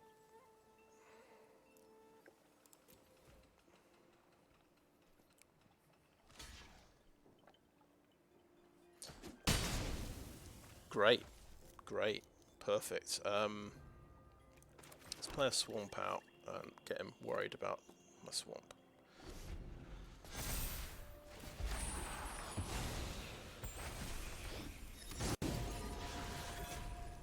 He's going to draw loads of cards and scry.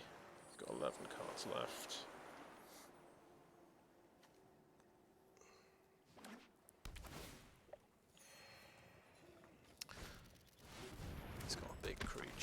He's got another big creature that's going to bounce. Guess what? It's going to bounce. Yeah, very nice. Okay.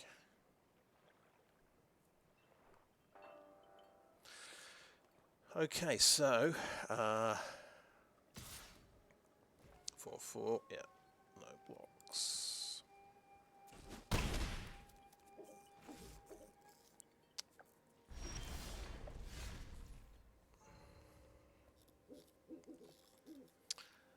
That's going to be a flying creature next turn. He's got 8 power here. I could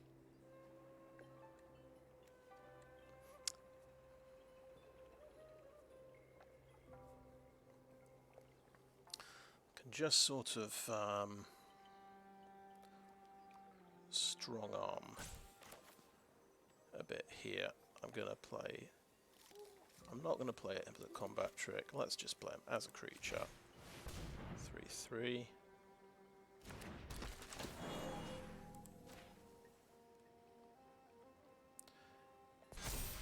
That gets him to 9 toughness. He's got 9 power here. He's practically tapped out. I think we'll force him to chump block. That's my reading of the situation. Twisted Embrace on there as well.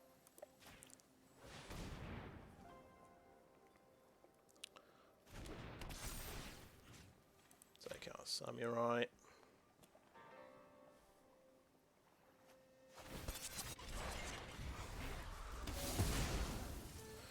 Okay, we've got a nice 8/10 to attack with.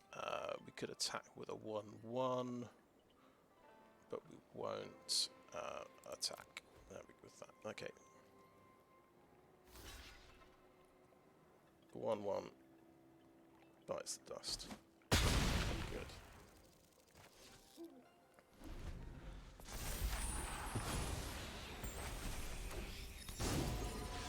Pretty epic game. So this is the only trouble is this is going to take a lot of time. Still, my guy is a 6/10. He's not been dented too badly. We are just waiting for his next removal spell, to be honest. I've pretty much got all my removal spells drawn, used. I've got all 3 Twisted Embraces, I think. Got no blocks. Yeah, he's used the Tamio's Completion. He's used the bounce spell. Right, debt to the Kami. Oh, perfect. We actually want him. Do we want to stop him drawing cards? Good question. That's crew 3, so Behold the Unspeakable does not do much.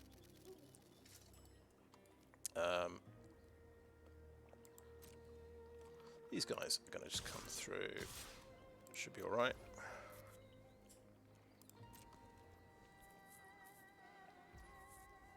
Next to so 7 damage going through.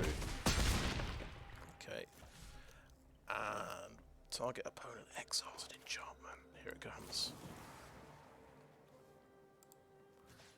Oh, it could be.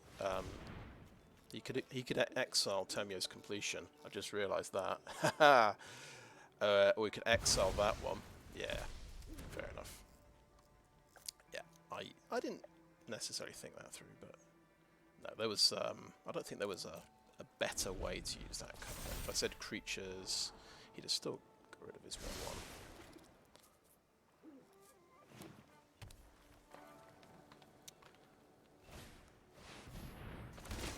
Right, that's nice. Scrying for 3. It's a lot of chump blockers. I've still got 19 cards to his 7.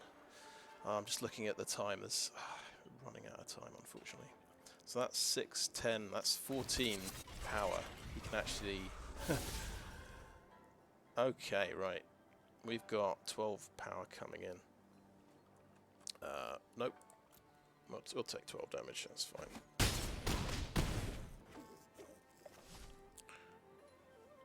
And we just hope we top decks a removal for that guy. Perfect. Okay. Right. So, how many answers does he have to find? He has to find answers for this guy and this guy. Can he do it? Can he just...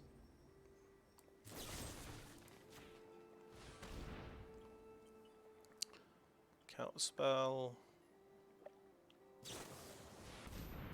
Nice. We completely forgot. We forgot about that card. Oh.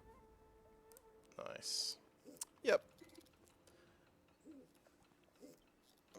It was quite a long time ago he used that card. So that will block that, and that will block that. But then on the backswing, I'm on 7 life. I block one of those and I take 8 damage.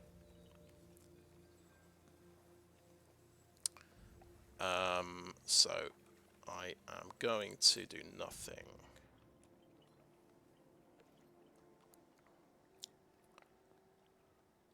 So yeah, if I'd remembered he had that, I'd have attacked when he blocked and did the indestructible trick. Then I could have used Assassin's Ink. No attacks, no attacks. And we've got to get through this quicker, let's see.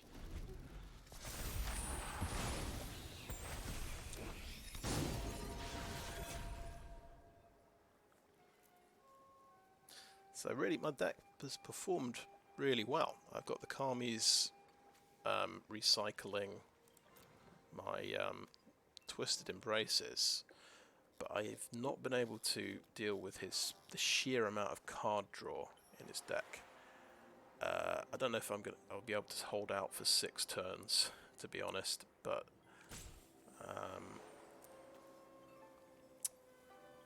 I feel like now he can probably just push through with 7 damage somewhere.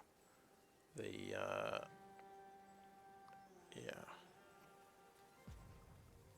I might want to turn Jukai Preserver into a flying blocker. I don't know. Maybe I just need Webspinner Cuff on its own. That's crewed up. And what's the situation? So it's obviously 3. It's going to block that. They kill the Preserver. Chump block that. And 6 damage goes through. I think that's how that works. Yeah. That's the only way that I'm going to survive.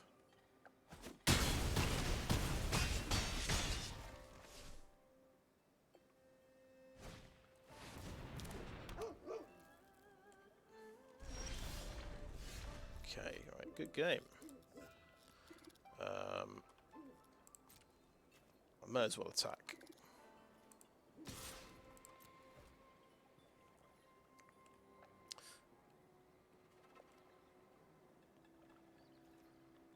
I'm wasting time. I'm wasting time. I can't afford to do this. I just hope he forgets to block. Oh, okay, there is a timer there. 9 minutes left on this game. And I've got 3 minutes left on mine. Ooh. Oh my goodness. Right. I've not even noticed that timer before. I should pay more attention.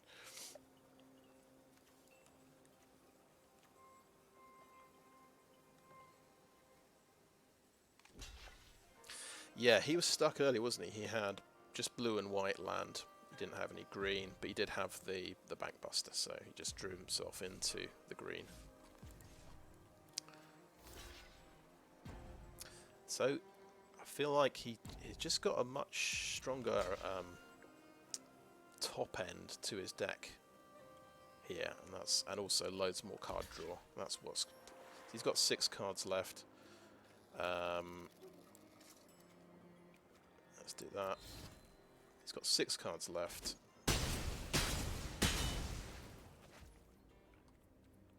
Okay, good game. Yeah, just swings in and does a point of damage. Concede. Okay, that's match 3 done. So I've got that, and that one took a long time. That was a grind.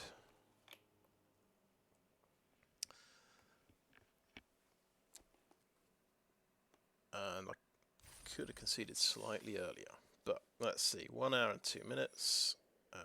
Let's go. Potentially that's got to do six games. So yeah, we're down to like literally 10 minutes per game. If it turns out to be 6 games.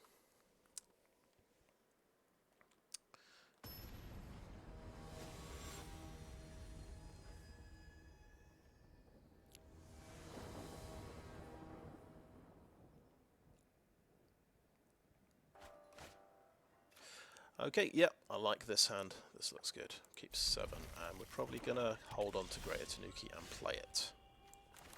Actually got 5 land already. We do need, unless we need a second black for Assassin's Ink. Come on, there we go. There's our second black. Nice. No attacks.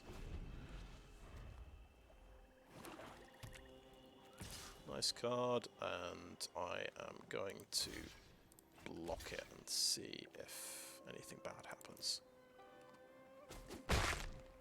It's a trade. Okay, cool. Grave Lighter draws in a card. That's nice. That and next end turn. Since Greater Tanuki is the only permanent I've got in my hand, I'm gonna just wait and play it. Oh, okay, that's bigger. That's a 3/3. That's okay. Reckoner Shakedown or Assassin's Ink on the yeah. I think he's tapped out. Will stop 3 damage coming through. Seems reasonable, and then Reckoner Shakedown next turn. Okay, he's got some small cards. If he had Behold of the Unspeakable, he'd have played it.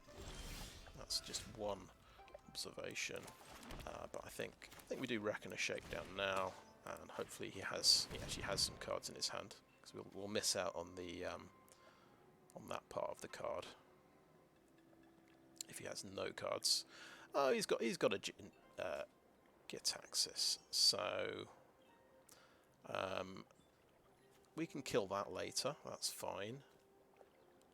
This will kill my Greater Tanuki, so we will get rid of his removal card.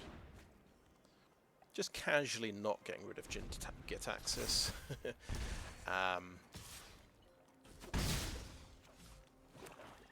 Oh dear. You got a land. Greater Tanuki, come on. Right. 6/5 trample. Got a lot of work to do. It's all coming down to Greater Tanuki. Is he going to top deck a land? That's got Menace, so they're both going to. And he's got that. Okay, nice. And I'm looking at a handful of land. Okay. No point attacking really, so just do that.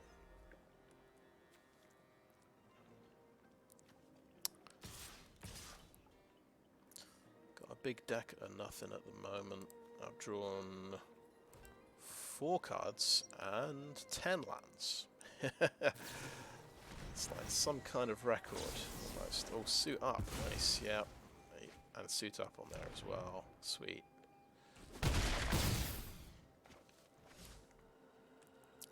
Nice bit of cantrip action.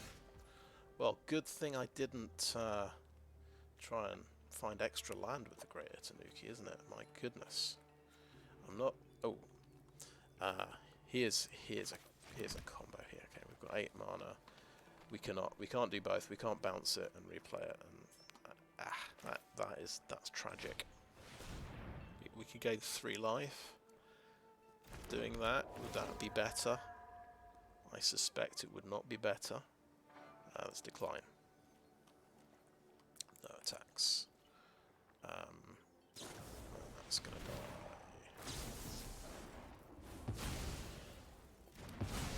Interesting. Oh yeah, it gets doubled by Gitaxis, doesn't it? I notice he's got a lot of 2 toughness creatures, so he's actually quite... okay, yeah, I think I'm dead, so I'll just hit that. Right, pretty good going.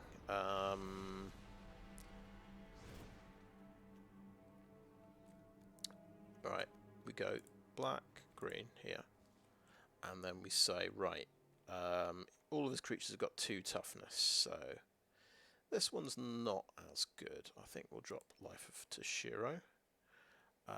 He's got a few big creatures. He's got some flyers, I notice. That's not a great card, but that could stop the flyers. We're going to go and we always take this guy out. Put in debt to the Kami, and I think we always take out Heir of the Ancient Fang and put in debt to the Kami. Yeah, and he's using sort of these sacrifice kind of cards. I don't think return to action is gonna do a great job there. So let's say done. I ought to rename the deck because I've just taken out Toshiro's exploits.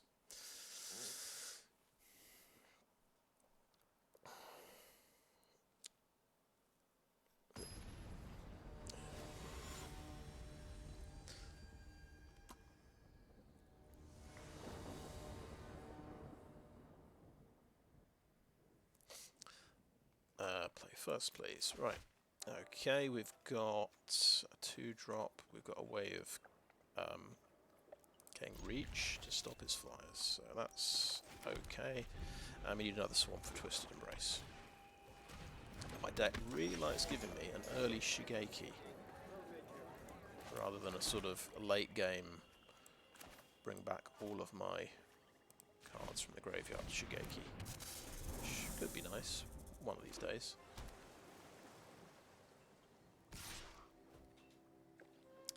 Okay, nope. We know he's got the -2/-2 for 2 mana. Right. We do have this card to surprise him, but I think we'll do the Reckoner Shakedown. See what he's actually got. Interesting. When he hits 4 blue, he can do control magic. So that works with discard. That's kind of a nice combo card. Moosnest Specialist can bounce my stuff around. I think I fancy getting rid of that because that's an absolute blowout. Basically, that will completely destroy me, I'm guessing. Right, he has top deck something. I'll block a Leech Gauntlet and hope for the best. Because now we're just trying to survive the early game here. So that's coming into play. Bouncing Shigeki. Doing 2 damage. Okie doke. That's alright. Right. So we can put 2 creatures out. Or 1/4/4 creature. That's quite good to destroy flyers. We didn't see any removal in his hand. But this guy could find me a swamp. That's kind of a good point. Yeah, I think we play the 2 creatures.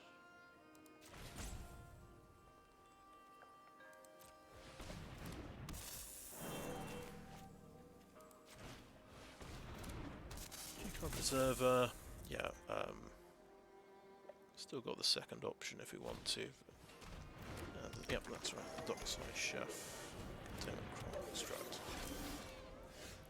Okie doke.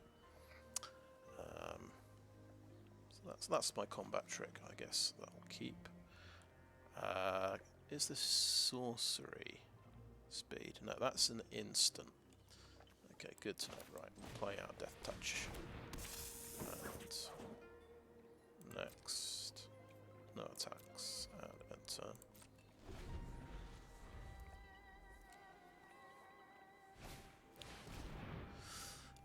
Each opponent sacrifices a creature, so this is where, unless they discard a card.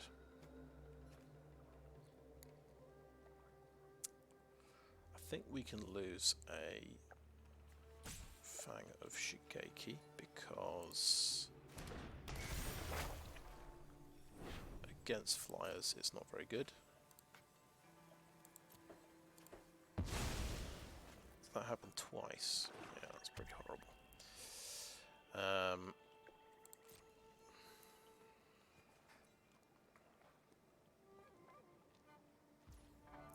So we will activate that and...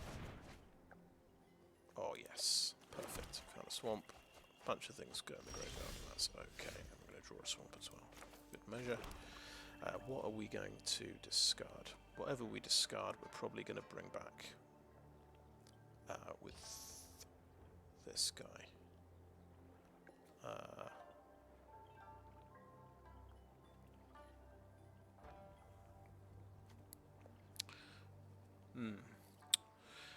So yeah, we keep him in the hand. What do we have to absolutely just kill here?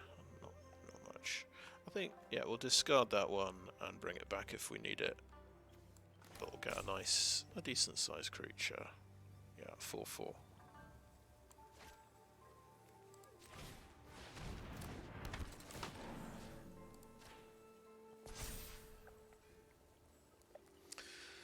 And so, right. So we'll lose that one. Okay, resolve. We've got to say discard a card. We'll lose that one. And I think we drew a land last turn. We'd been thinking a bit more. We'd have held onto the land and discarded that. Never mind. So that's a little misplay. Okay. Puzzle maker.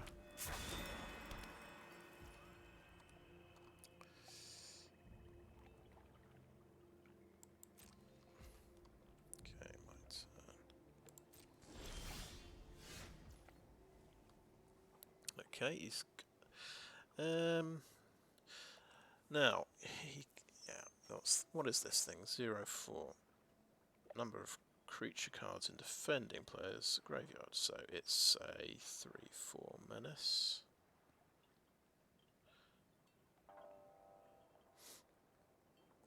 Or just think about this ability. So it's 4 to get 1 card and 6 to get 2 cards back. 6 to get 2 cards back. Okay.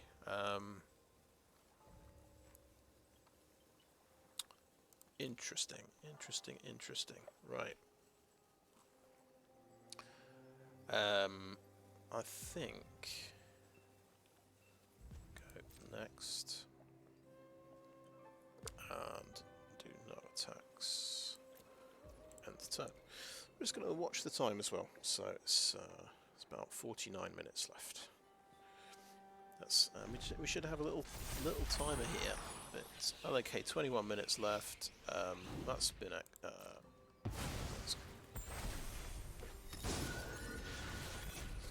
that's a 0-4.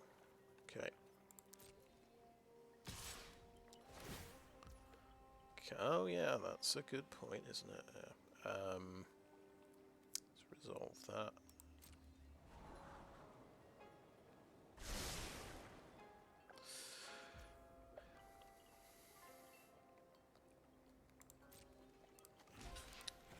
May as well block.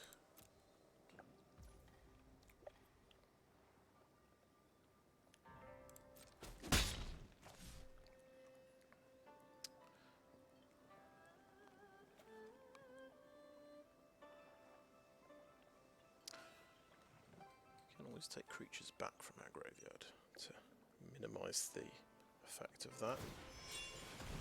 Oh, that's getting a Leech Gauntlet effect on that. Okay. That just gives it life link. Right. Let's just remember what all of his things do. Dockside Chef is going to sacrifice that in response to me killing it. I feel there's no point in killing that now, so we actually kill his card draw card.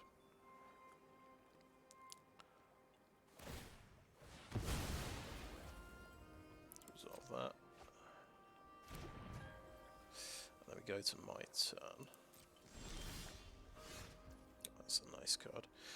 And the Jukai Preserver. We'll get Twisted Embrace and we'll pop the Puzzle Maker because it's going to just scry every round and be a real menace.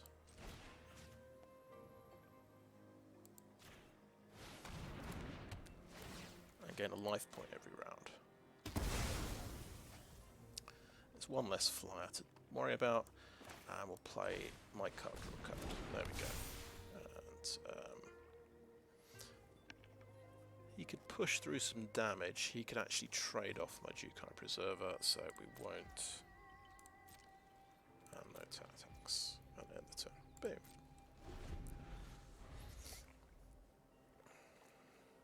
So this feels like a bit of a slow, grindy game. We have a plan though. We want to bring 2 cards back. There's the Progress Tyrant. Okay. Artifact, instant, or sorcery spell. Counter that spell.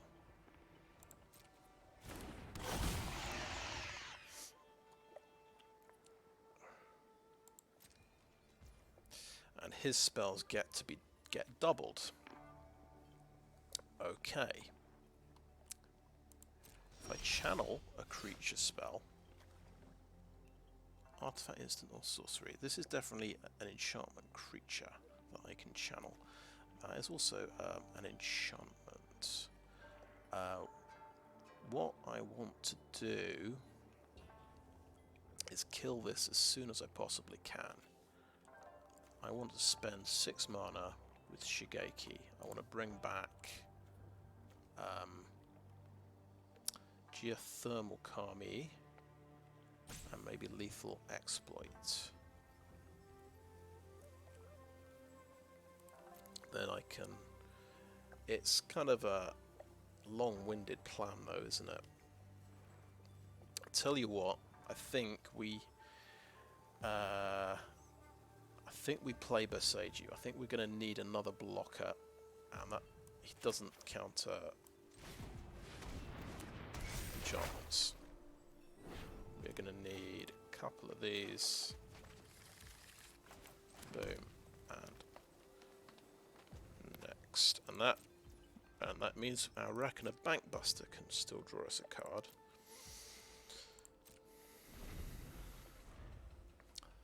Got this figured out, I think. We might survive. So I've got that becomes a 2/4 when it attacks at the moment.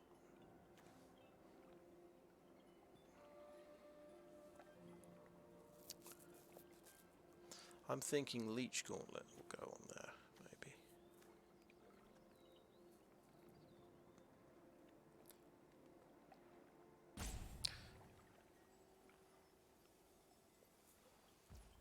Is he going to just do the Jin-Gitaxis beatdown plan? No, he's going to do the everyone beatdown plan. Okay.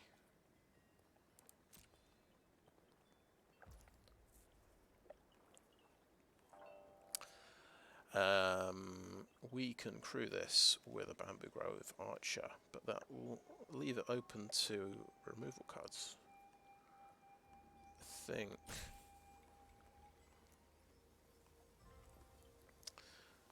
Can't do much. We could try and trade off there, but I think what I'd like to do is kill as many of his smaller creatures as possible. And I think I want to draw cards off my Bankbuster, so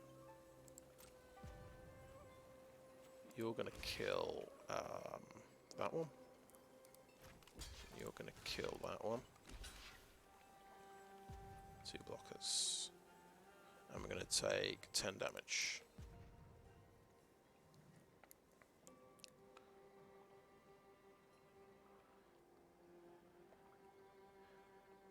Just thinking about his modify card, his lethal exploit. Don't think so. It would be a -2/-2. Oh, that's going to be ninjutsu'd. Okay. That does something horrible. Okay, ninjas become 3/3. Oh, maybe I made the right choice there. I had absolutely no idea he'd appear on the scene. That is, by the way, that's... Oh, that thing has gone... Okay, that is 11, 13 damage. Oh my goodness. No, double ninjutsu.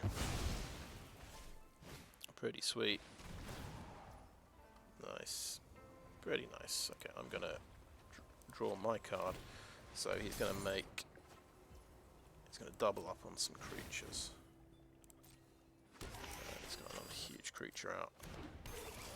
At least I kept my 2 creatures, I guess, but I'm on 4 life. I'm about to die. Right, my turn. Okay, so we are right.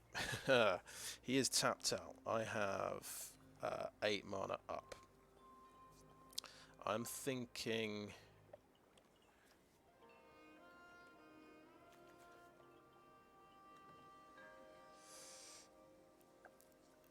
this is a bit nuts, really. Okay, obviously, first step, Geothermal Kami. Bounces Twisted Embrace. What do I kill with Twisted Embrace? Because it's not straightforward. I can kill Jin-Gitaxis, but I can't...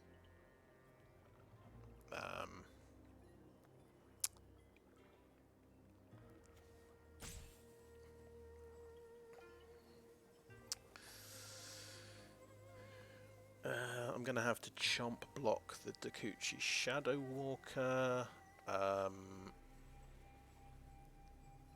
Well, let's put it simply, something big has to die, and unfortunately I think we've got to Twisted Embrace, put it on the Jukai Preserver and kill the 6/6, because I don't think we survive if we do it any other way.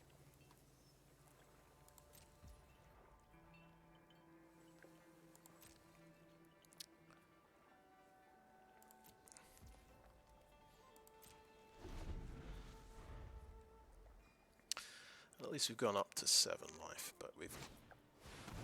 Okay, yeah, each opponent sacrifices a creature unless they discard a card. So we are going to discard Greater Tanuki. Yeah, that getting ninjutsu'd is horrendous. Okay, my turn. But at least we've got a Boseiju, which is going to be fairly meaty. If I have a look at what we can bring back, the plan is Geothermal Kami.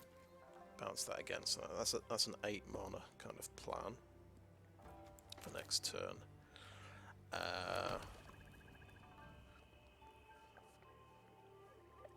We are going to have to... We just played a land, didn't we?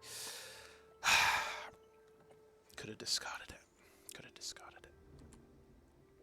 Okay, I think we can afford to draw a card. I'm just going to decide that without thinking too much about it. We got a land. Great. Got something to discard. And we've got 6 mana. We can get 2 things back with Shigeki. So... we're not going to swing in like a madman because we are not very healthy at the moment. End turn. Probably die on the backswing. Thank God we drew a land. I really have to play around this better when it's, you know, a permanent card that's in play.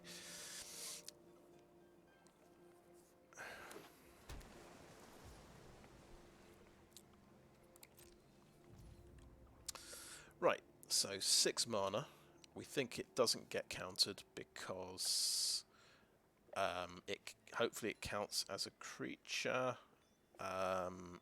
If it does get countered, well, it's game over, isn't it? Lethal Exploit will be enough to kill the Silver Fur Master. So yes, 6 mana we're going to play. So X is going to be 2. It's getting complicated, isn't it?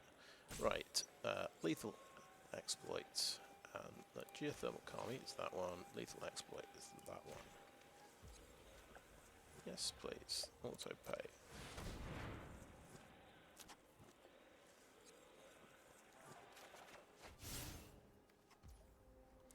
On over to my turn, right. Geothermal Kami, bounce that, kill that. It didn't get countered because I guess it counts as a creature channel. There's not a...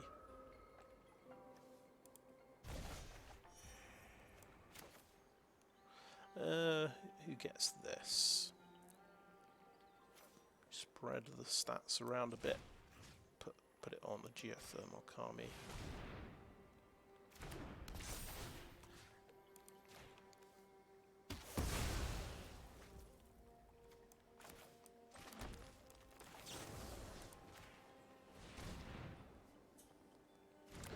Could have drawn a card, couldn't we?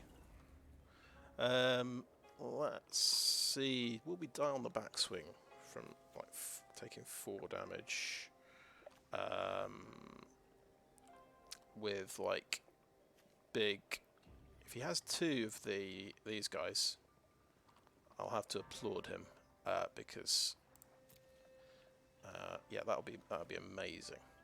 I'm going to swing in for 23 damage. So actually, he has to chump block something or use the card in his hand.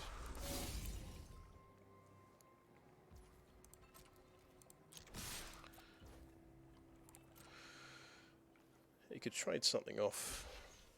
He's going to chump block there, okay.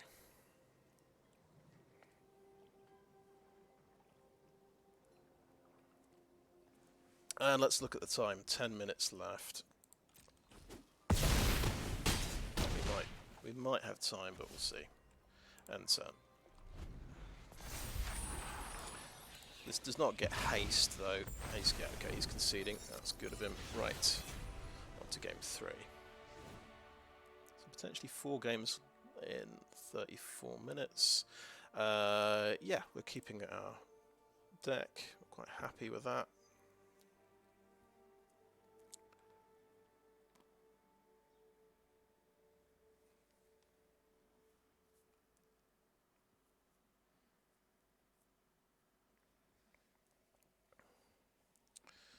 So we might not have much time for a match after this, if that's if we win. We're on, I think, 2-1 at the moment.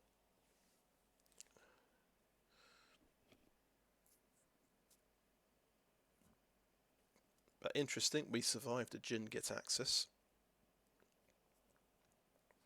He's quite vulnerable to enchantments, so that's pretty nice. The tough decision there was, do I Twisted Embrace the 6/6 lifelink or the Jin Git Axis? And I made the right choice. It wasn't a lifelink, no, it was just a 6/6, but something would have to have chump blocked it the next turn if I didn't kill it. So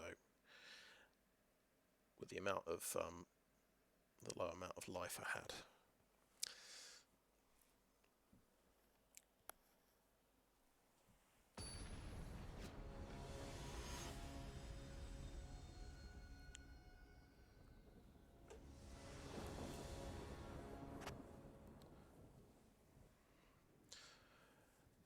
Actually, a good question is, oh wow, we have a lot of cards. Okay, we've got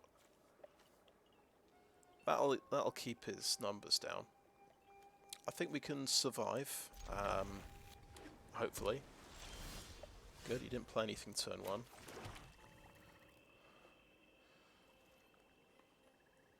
Hopefully this will turn into a good hand.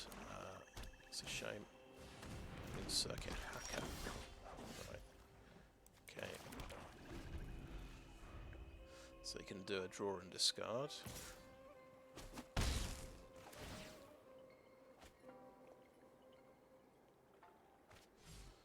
He's got too many land. Demonic Sphere, very nice. There is a green.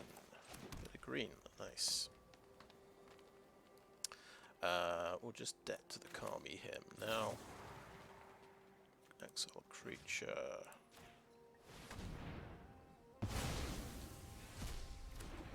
So what are our options here? This is just something that gives me reach. That makes a monk.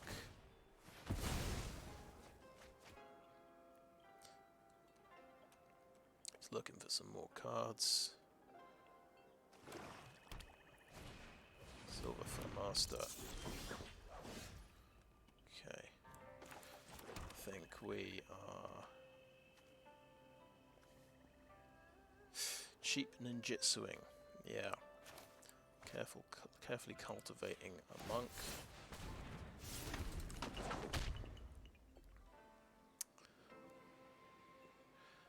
Next turn, Fang of Shigeki with Twisted Embrace, maybe. Very nice.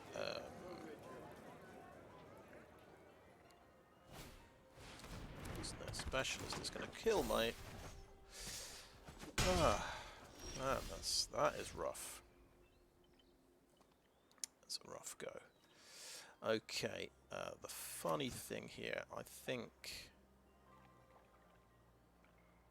Okay, Swamp. We've got the Shigeki.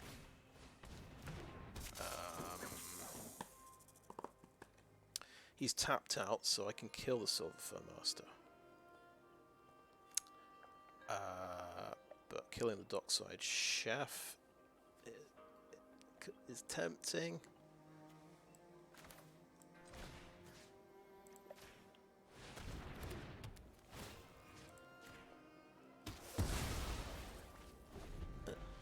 Probably a decent decision.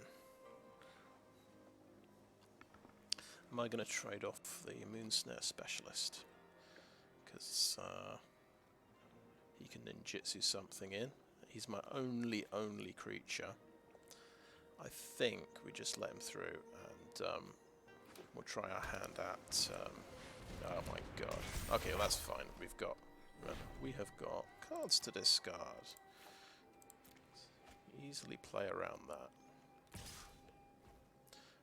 No blocks.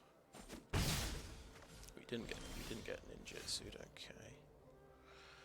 The Dockside Chef is gonna get killed now.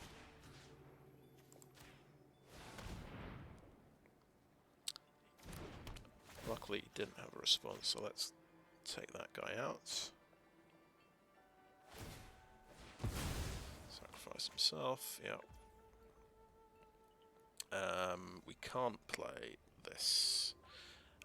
We could swing in. We can. We'll swing in and do things.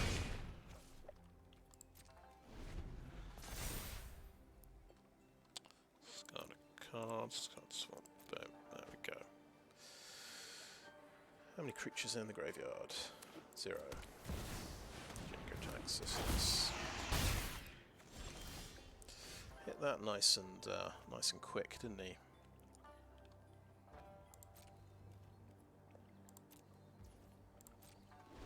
Is that counts as an enchantment? So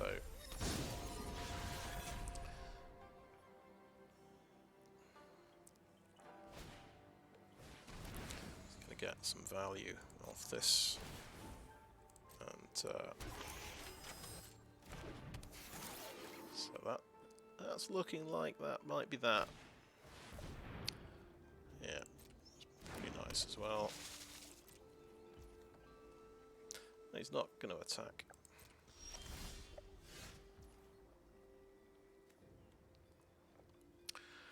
Bamboo Grove Archer. Let's see. Let's go to if we have 6 mana. We can't do both things. We would quite like to snipe that out of the sky.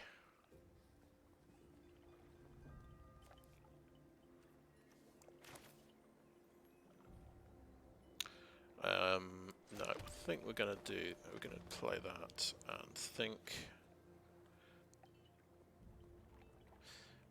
Should we snipe that out of the sky before he gets a chance to respond? Yeah. Yeah. No attacks. Seems reasonable. Oh, nice. Okay, those fall off, which is nice. Yeah, that's that. I drew. Was it? Well, I had 2 creatures, but one of them was just a monk token. Yeah. Got lots of removal though, but it didn't do much good. So what's that? I went 2 and 2, 50%. So I think I get 500 gems back. Back. What's the card I get? Flame Channel. Yeah, pretty good. Right, so we are knocked out. Still with 25 minutes to go. So what I'm curious about this time limit. Does that matter if you've already got into your final match? So if there's 1 minute to go, you finish, you get your 3rd win, and you match make, and basically the timer runs out, but after you're in your game. I wonder if you get to play it out. I would hope so. It should just be a matchmaking thing. But yeah, that was pretty fun. Of course, the first thing you think afterwards, should I have played the artifact deck? Because I had some amazing artifacts. I kind of went the easy route with because there were 10 black removal cards, which you can't really ignore, and green had Geothermal Kami, which I had a bit of fun bouncing Twisted Embrace. And yeah, Shigeki bringing back cards from the graveyard. Don't underestimate how good he is as well. Yeah, if you look at the artifacts, we had the Mech Titan core. That was quite tempting.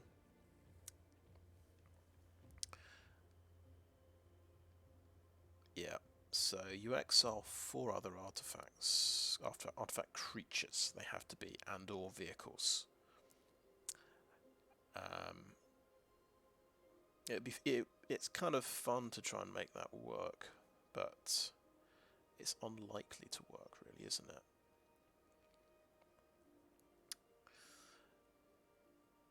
If you want consistency, that is not going to be something you're going to do very consistently.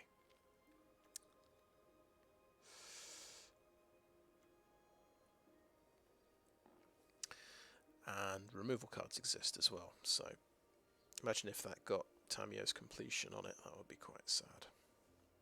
That would be a 5 for 1.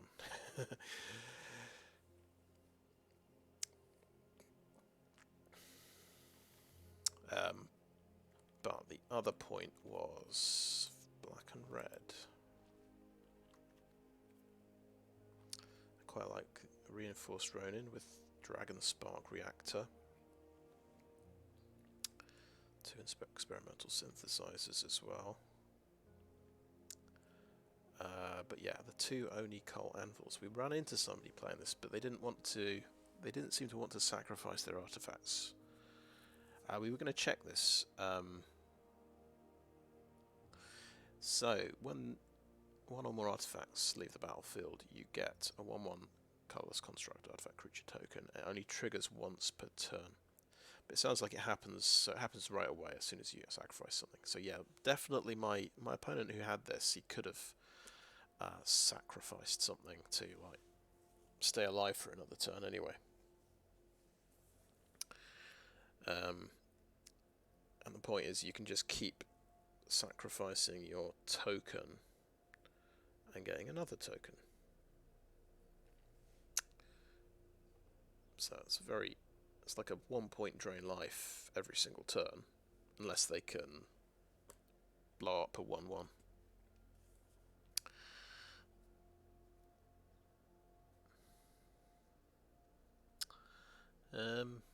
Yeah, that could have been good.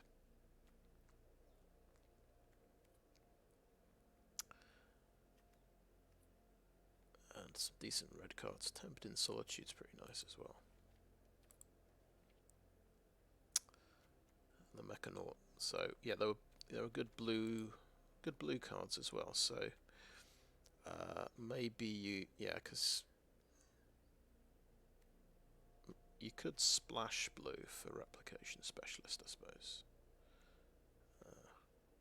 Maybe Thirst for Knowledge. Difficult to splash for Behold the Unspeakable. Maybe you could make it work.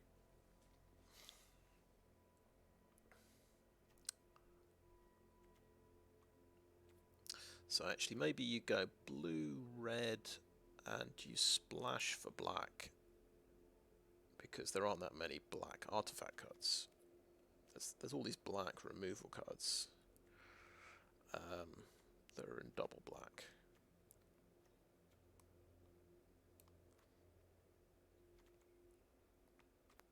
So yeah, this is the problem I was facing, and the green and black deck was just a much simpler idea to pursue, rather than choosing between red, blue, and black. Obviously, you have to go black, red to get the 2 Oni Coal Anvils. It's only 1 enthusiastic Mechanaut you've got. Yeah.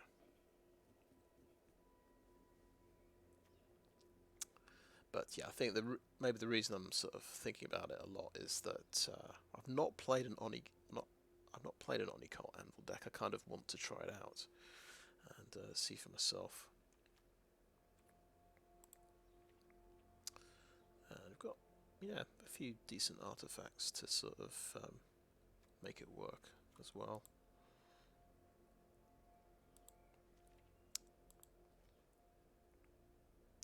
But it was fun to actually play a proper Magic, best of 3 Magic, and play around with the sideboarding. So Greater Kami came in quite often. If they had a very strong enchantment like Behold the Unspeakable, that seemed like a good idea. Once I did bring in the Return to Actions against someone who had quite a lot of removal, but I then realised it doesn't do much against Greater Kami, because you choose the creature and it gets exiled. So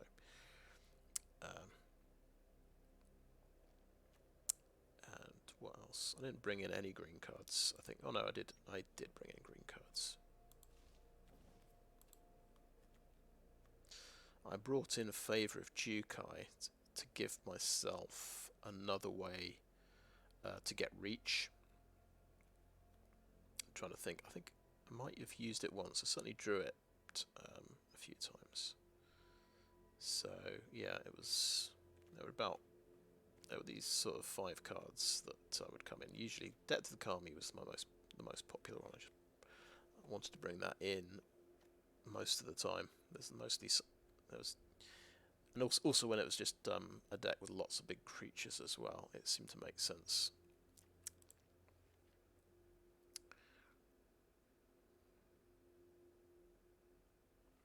Yeah, it's definitely good against the ramp kind of deck that just tries to get to 5 or 6 mana and put out a big creature every turn.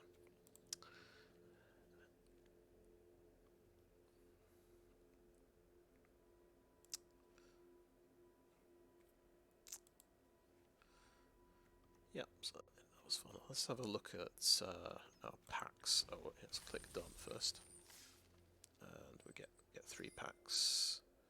Oh, I had 2 wins. I was thinking I was only going to get 500 gems, but 2 wins you get 1200 gems. That's not bad.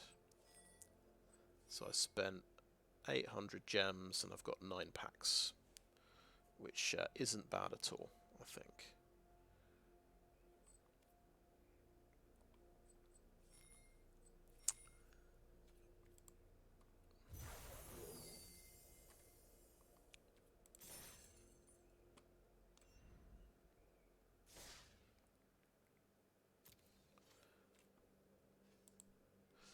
I noticed earlier, I imagine everybody just got given some free packs, which look like,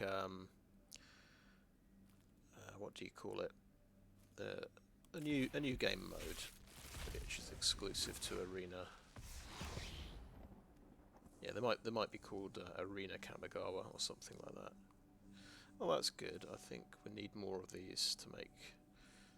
I may as well jump on the bandwagon and make my own green-white enchantment deck. Ah, nice. You can't lose the game, and your opponents can't win the game. That seems quite strong.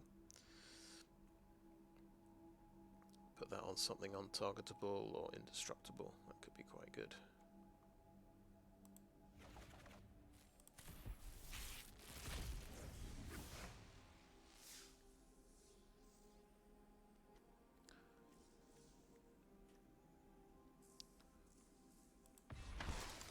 Oh yes, Setsuki the Living Lore.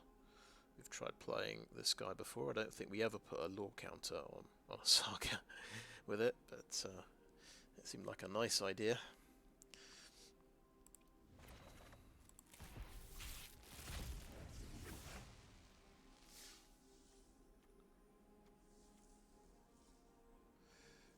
Okay, the Unforgiving one. Yeah, we need a couple more of these, so that's good. I'm gonna, yeah, that's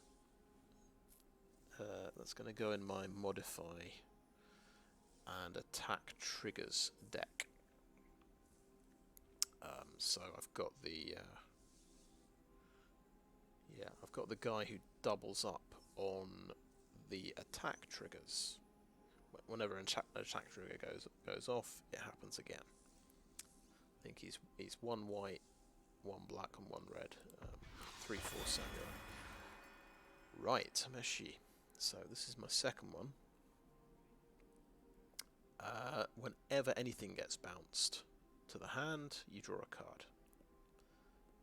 Fantastic. You can bounce a land to bring back artifacts and enchantments from the graveyard directly to the battlefield as at sorcery speed. That's pretty awesome.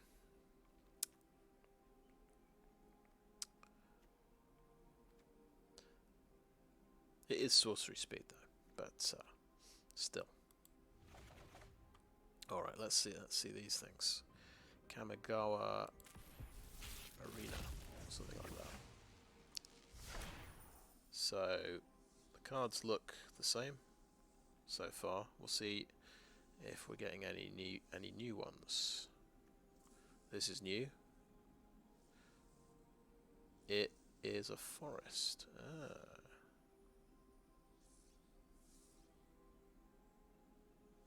That's sweet. Conjure 2 cards named forest into your hand. So in this new format for Arena, you've got this conjure mechanic, so it can make cards and put them into your hand. That's right. Painful Bond. Draw 2 cards, then cards in your hand with mana values 3 or greater perpetually gain. When you cast this spell, you lose 1 life. So this is the other mechanic. It looks like it's called Perpetual. So it'd be in the paper game, it would be very hard to keep track of this on all of the cards in your hand. But you can easily do that in Arena, I suppose. So they're just doing all these mechanics that are kind of that are really easy to do on the computer, I suppose. Looks like all the commons are the same, but the uncommons are different. We'll see if we get a rare. That'd be nice. Experimental pilot. That's right. And yeah, the draft mechanic. You draft from a spell book. You do not need to have the spell book. It is just it is owned by the card, I guess. So you get 1 of 3 random cards from the spellbook added to your hand, and if you right click here, we might be able to see Bomat Bazaar Barge. So we can see you'll get a choice of 3 of these vehicles. Mech Titan Core's in there, Reckoner Bankbuster, some pretty good ones. High speed hover bike's not bad. Mindlink Mech, yeah. Oh yeah, that's that one.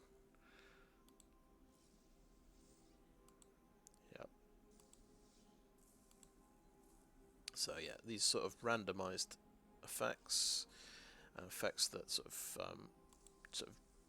create cards.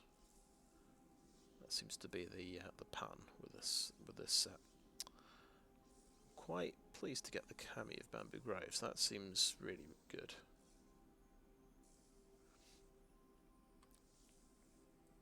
You can either play it as a land, or you can use it to ramp out an extra land. It's pretty strong. Equipment Shapeshifter.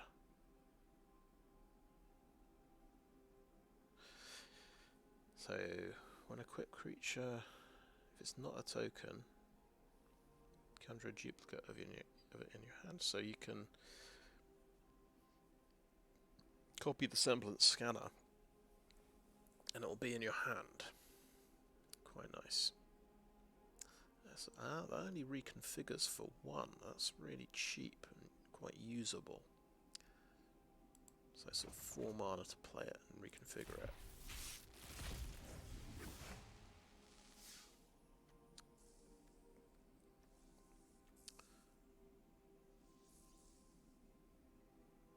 Yeah, we've seen that one. We've seen that one.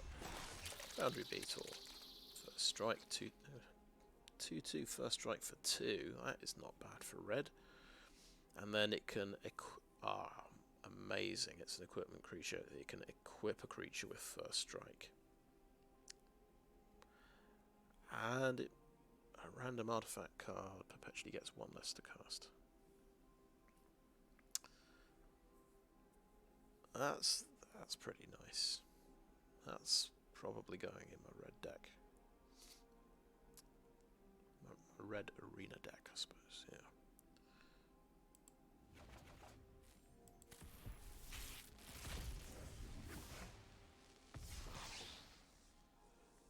It's not called arena, is it? It's called alchemy. There we go. I had to think a bit there. I knew it was the wrong word. And my red alchemy deck. Yeah, this is another one for the red alchemy deck. This is pretty fantastic. There's a lot of cheap ways to modify red creatures. And giving them more evasion seems very strong. and you can discard a card and seek a card with mana value. You get a random card with the same mana value. That's quite good. So you could drop a 1/1 haster to look for a shock, or well, some kind of direct damage. Just sort of gives you a bit of a chance to get hold of it, as well as discarding stuff that works from the graveyard. Just seems pretty good. Cool. We've almost got a full set of these. We've got 3 so far. So he needs a 1/1 for 1 as well. So that's pretty good. With Ward 2, you've got to use him. It's 1 blue and discard 2 cards. That feels quite steep. And then you get 1 card back. Still, not bad. Right, Moth Rider Cavalry. Oh, it's a human samurai. Notice. So, being a samurai or a warrior is quite important for a few cards. The spell costs 2 less to cast if you have no other creature cards in hand, or if the only other creature cards in your hand are named Moth Rider Cavalry. Flying other creatures you control get +1/+1. Oh wow! So he's like a crusade, basically, or the one that not crusade, but the one that gives +1/+1 to everything. Seems pretty good. Otherwise, it's basically just a 2/2 flyer.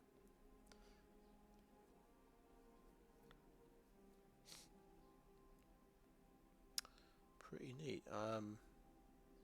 You could legitimately play a Moth Rider Cavalry deck with no creatures in it, but cards that generate tokens. Which that might work quite well. And it's always going to be 2 white to cast. Quite limiting though to only be able to play with tokens, I suppose.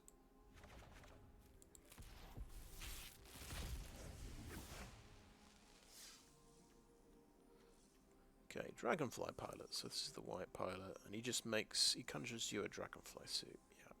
So I have seen this. I think this is I've seen this in a pre-made alchemy deck that I played the other week.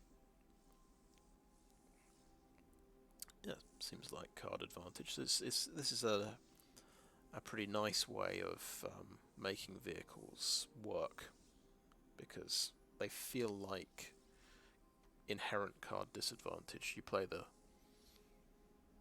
vehicle, and your opponent just kills your pilot, and it's useless. So pretty good getting the vehicle for free.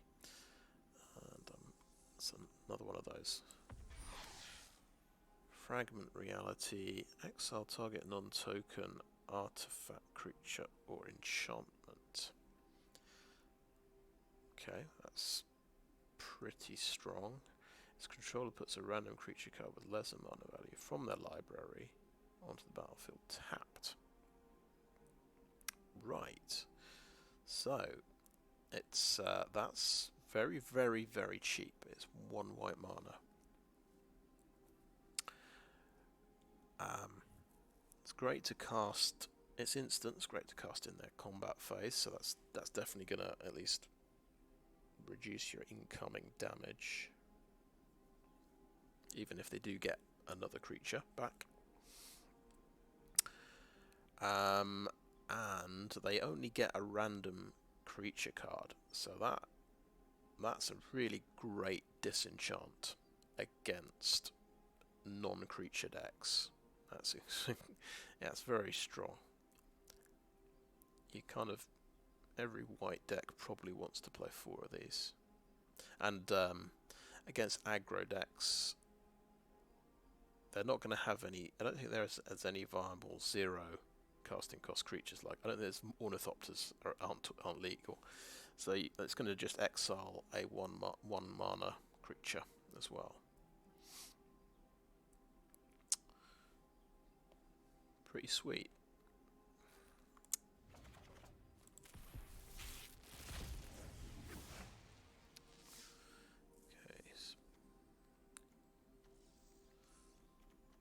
Cool, another artillery enthusiast. We're quite happy to see him. I'm glad these 6 free packs turned up, because I was about to use some wild cards, getting some of these cards, but I thought I'd hold off and I'd just play standard for a bit, which seems to be the right decision.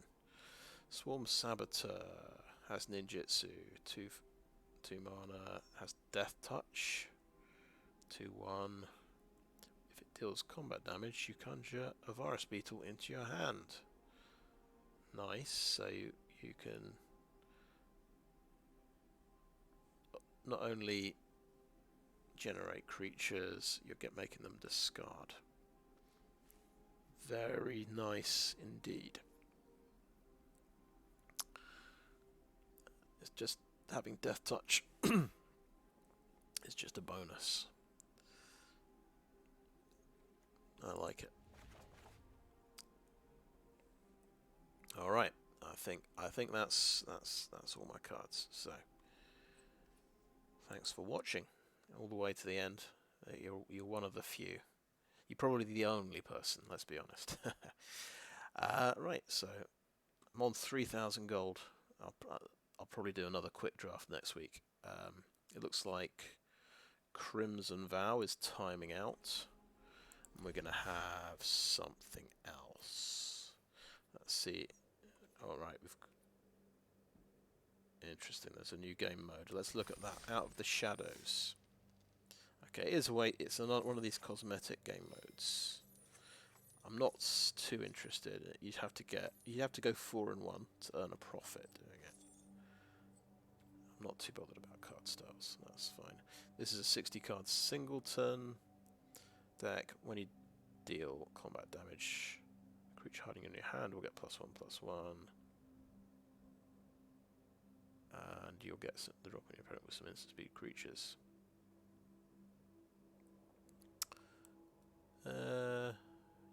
So I guess do you make a singleton deck? Or maybe it's there's a deck list. Until your next turn, you may cast creature spells as though they had flash. Nice. Okay, yeah, I think you have to make your own deck. So, I wonder if I should make a video on my 14 land red deck. I'm not sure that would be the most popular video ever. Right, we are back to quick draft Neon Dynasty. That's good. I still need loads of those cards. That's fine. I don't think we have any more sealed deck at the moment. It just sort of sealed deck, it just pops up for a few days here and there and then goes away again. I haven't dared try traditional draft or Premier Draft Neon Dynasty because they're very expensive. Let's look at traditional draft. That doesn't sound too bad. You need 10,000 gold. Not sure I want to spend 1,500 gems when you're only getting, you know, your floor is just getting effectively 4 packs worth. It's quite punitive if you do not do very well. But you do very, very well if you're brilliant and you get 3 wins. Play 3 matches regardless of record. And it's a draft with 7 other players. But guess what? You're not going to be playing against those players because you're going to go into the queue. Well, yeah, traditional draft queue. But it would be quite awkward to to force everyone to play right away. I think this is the right way to do it, I suppose. Anyway, let's stop wittering on, and I'll just end the stream. I'll end the video there.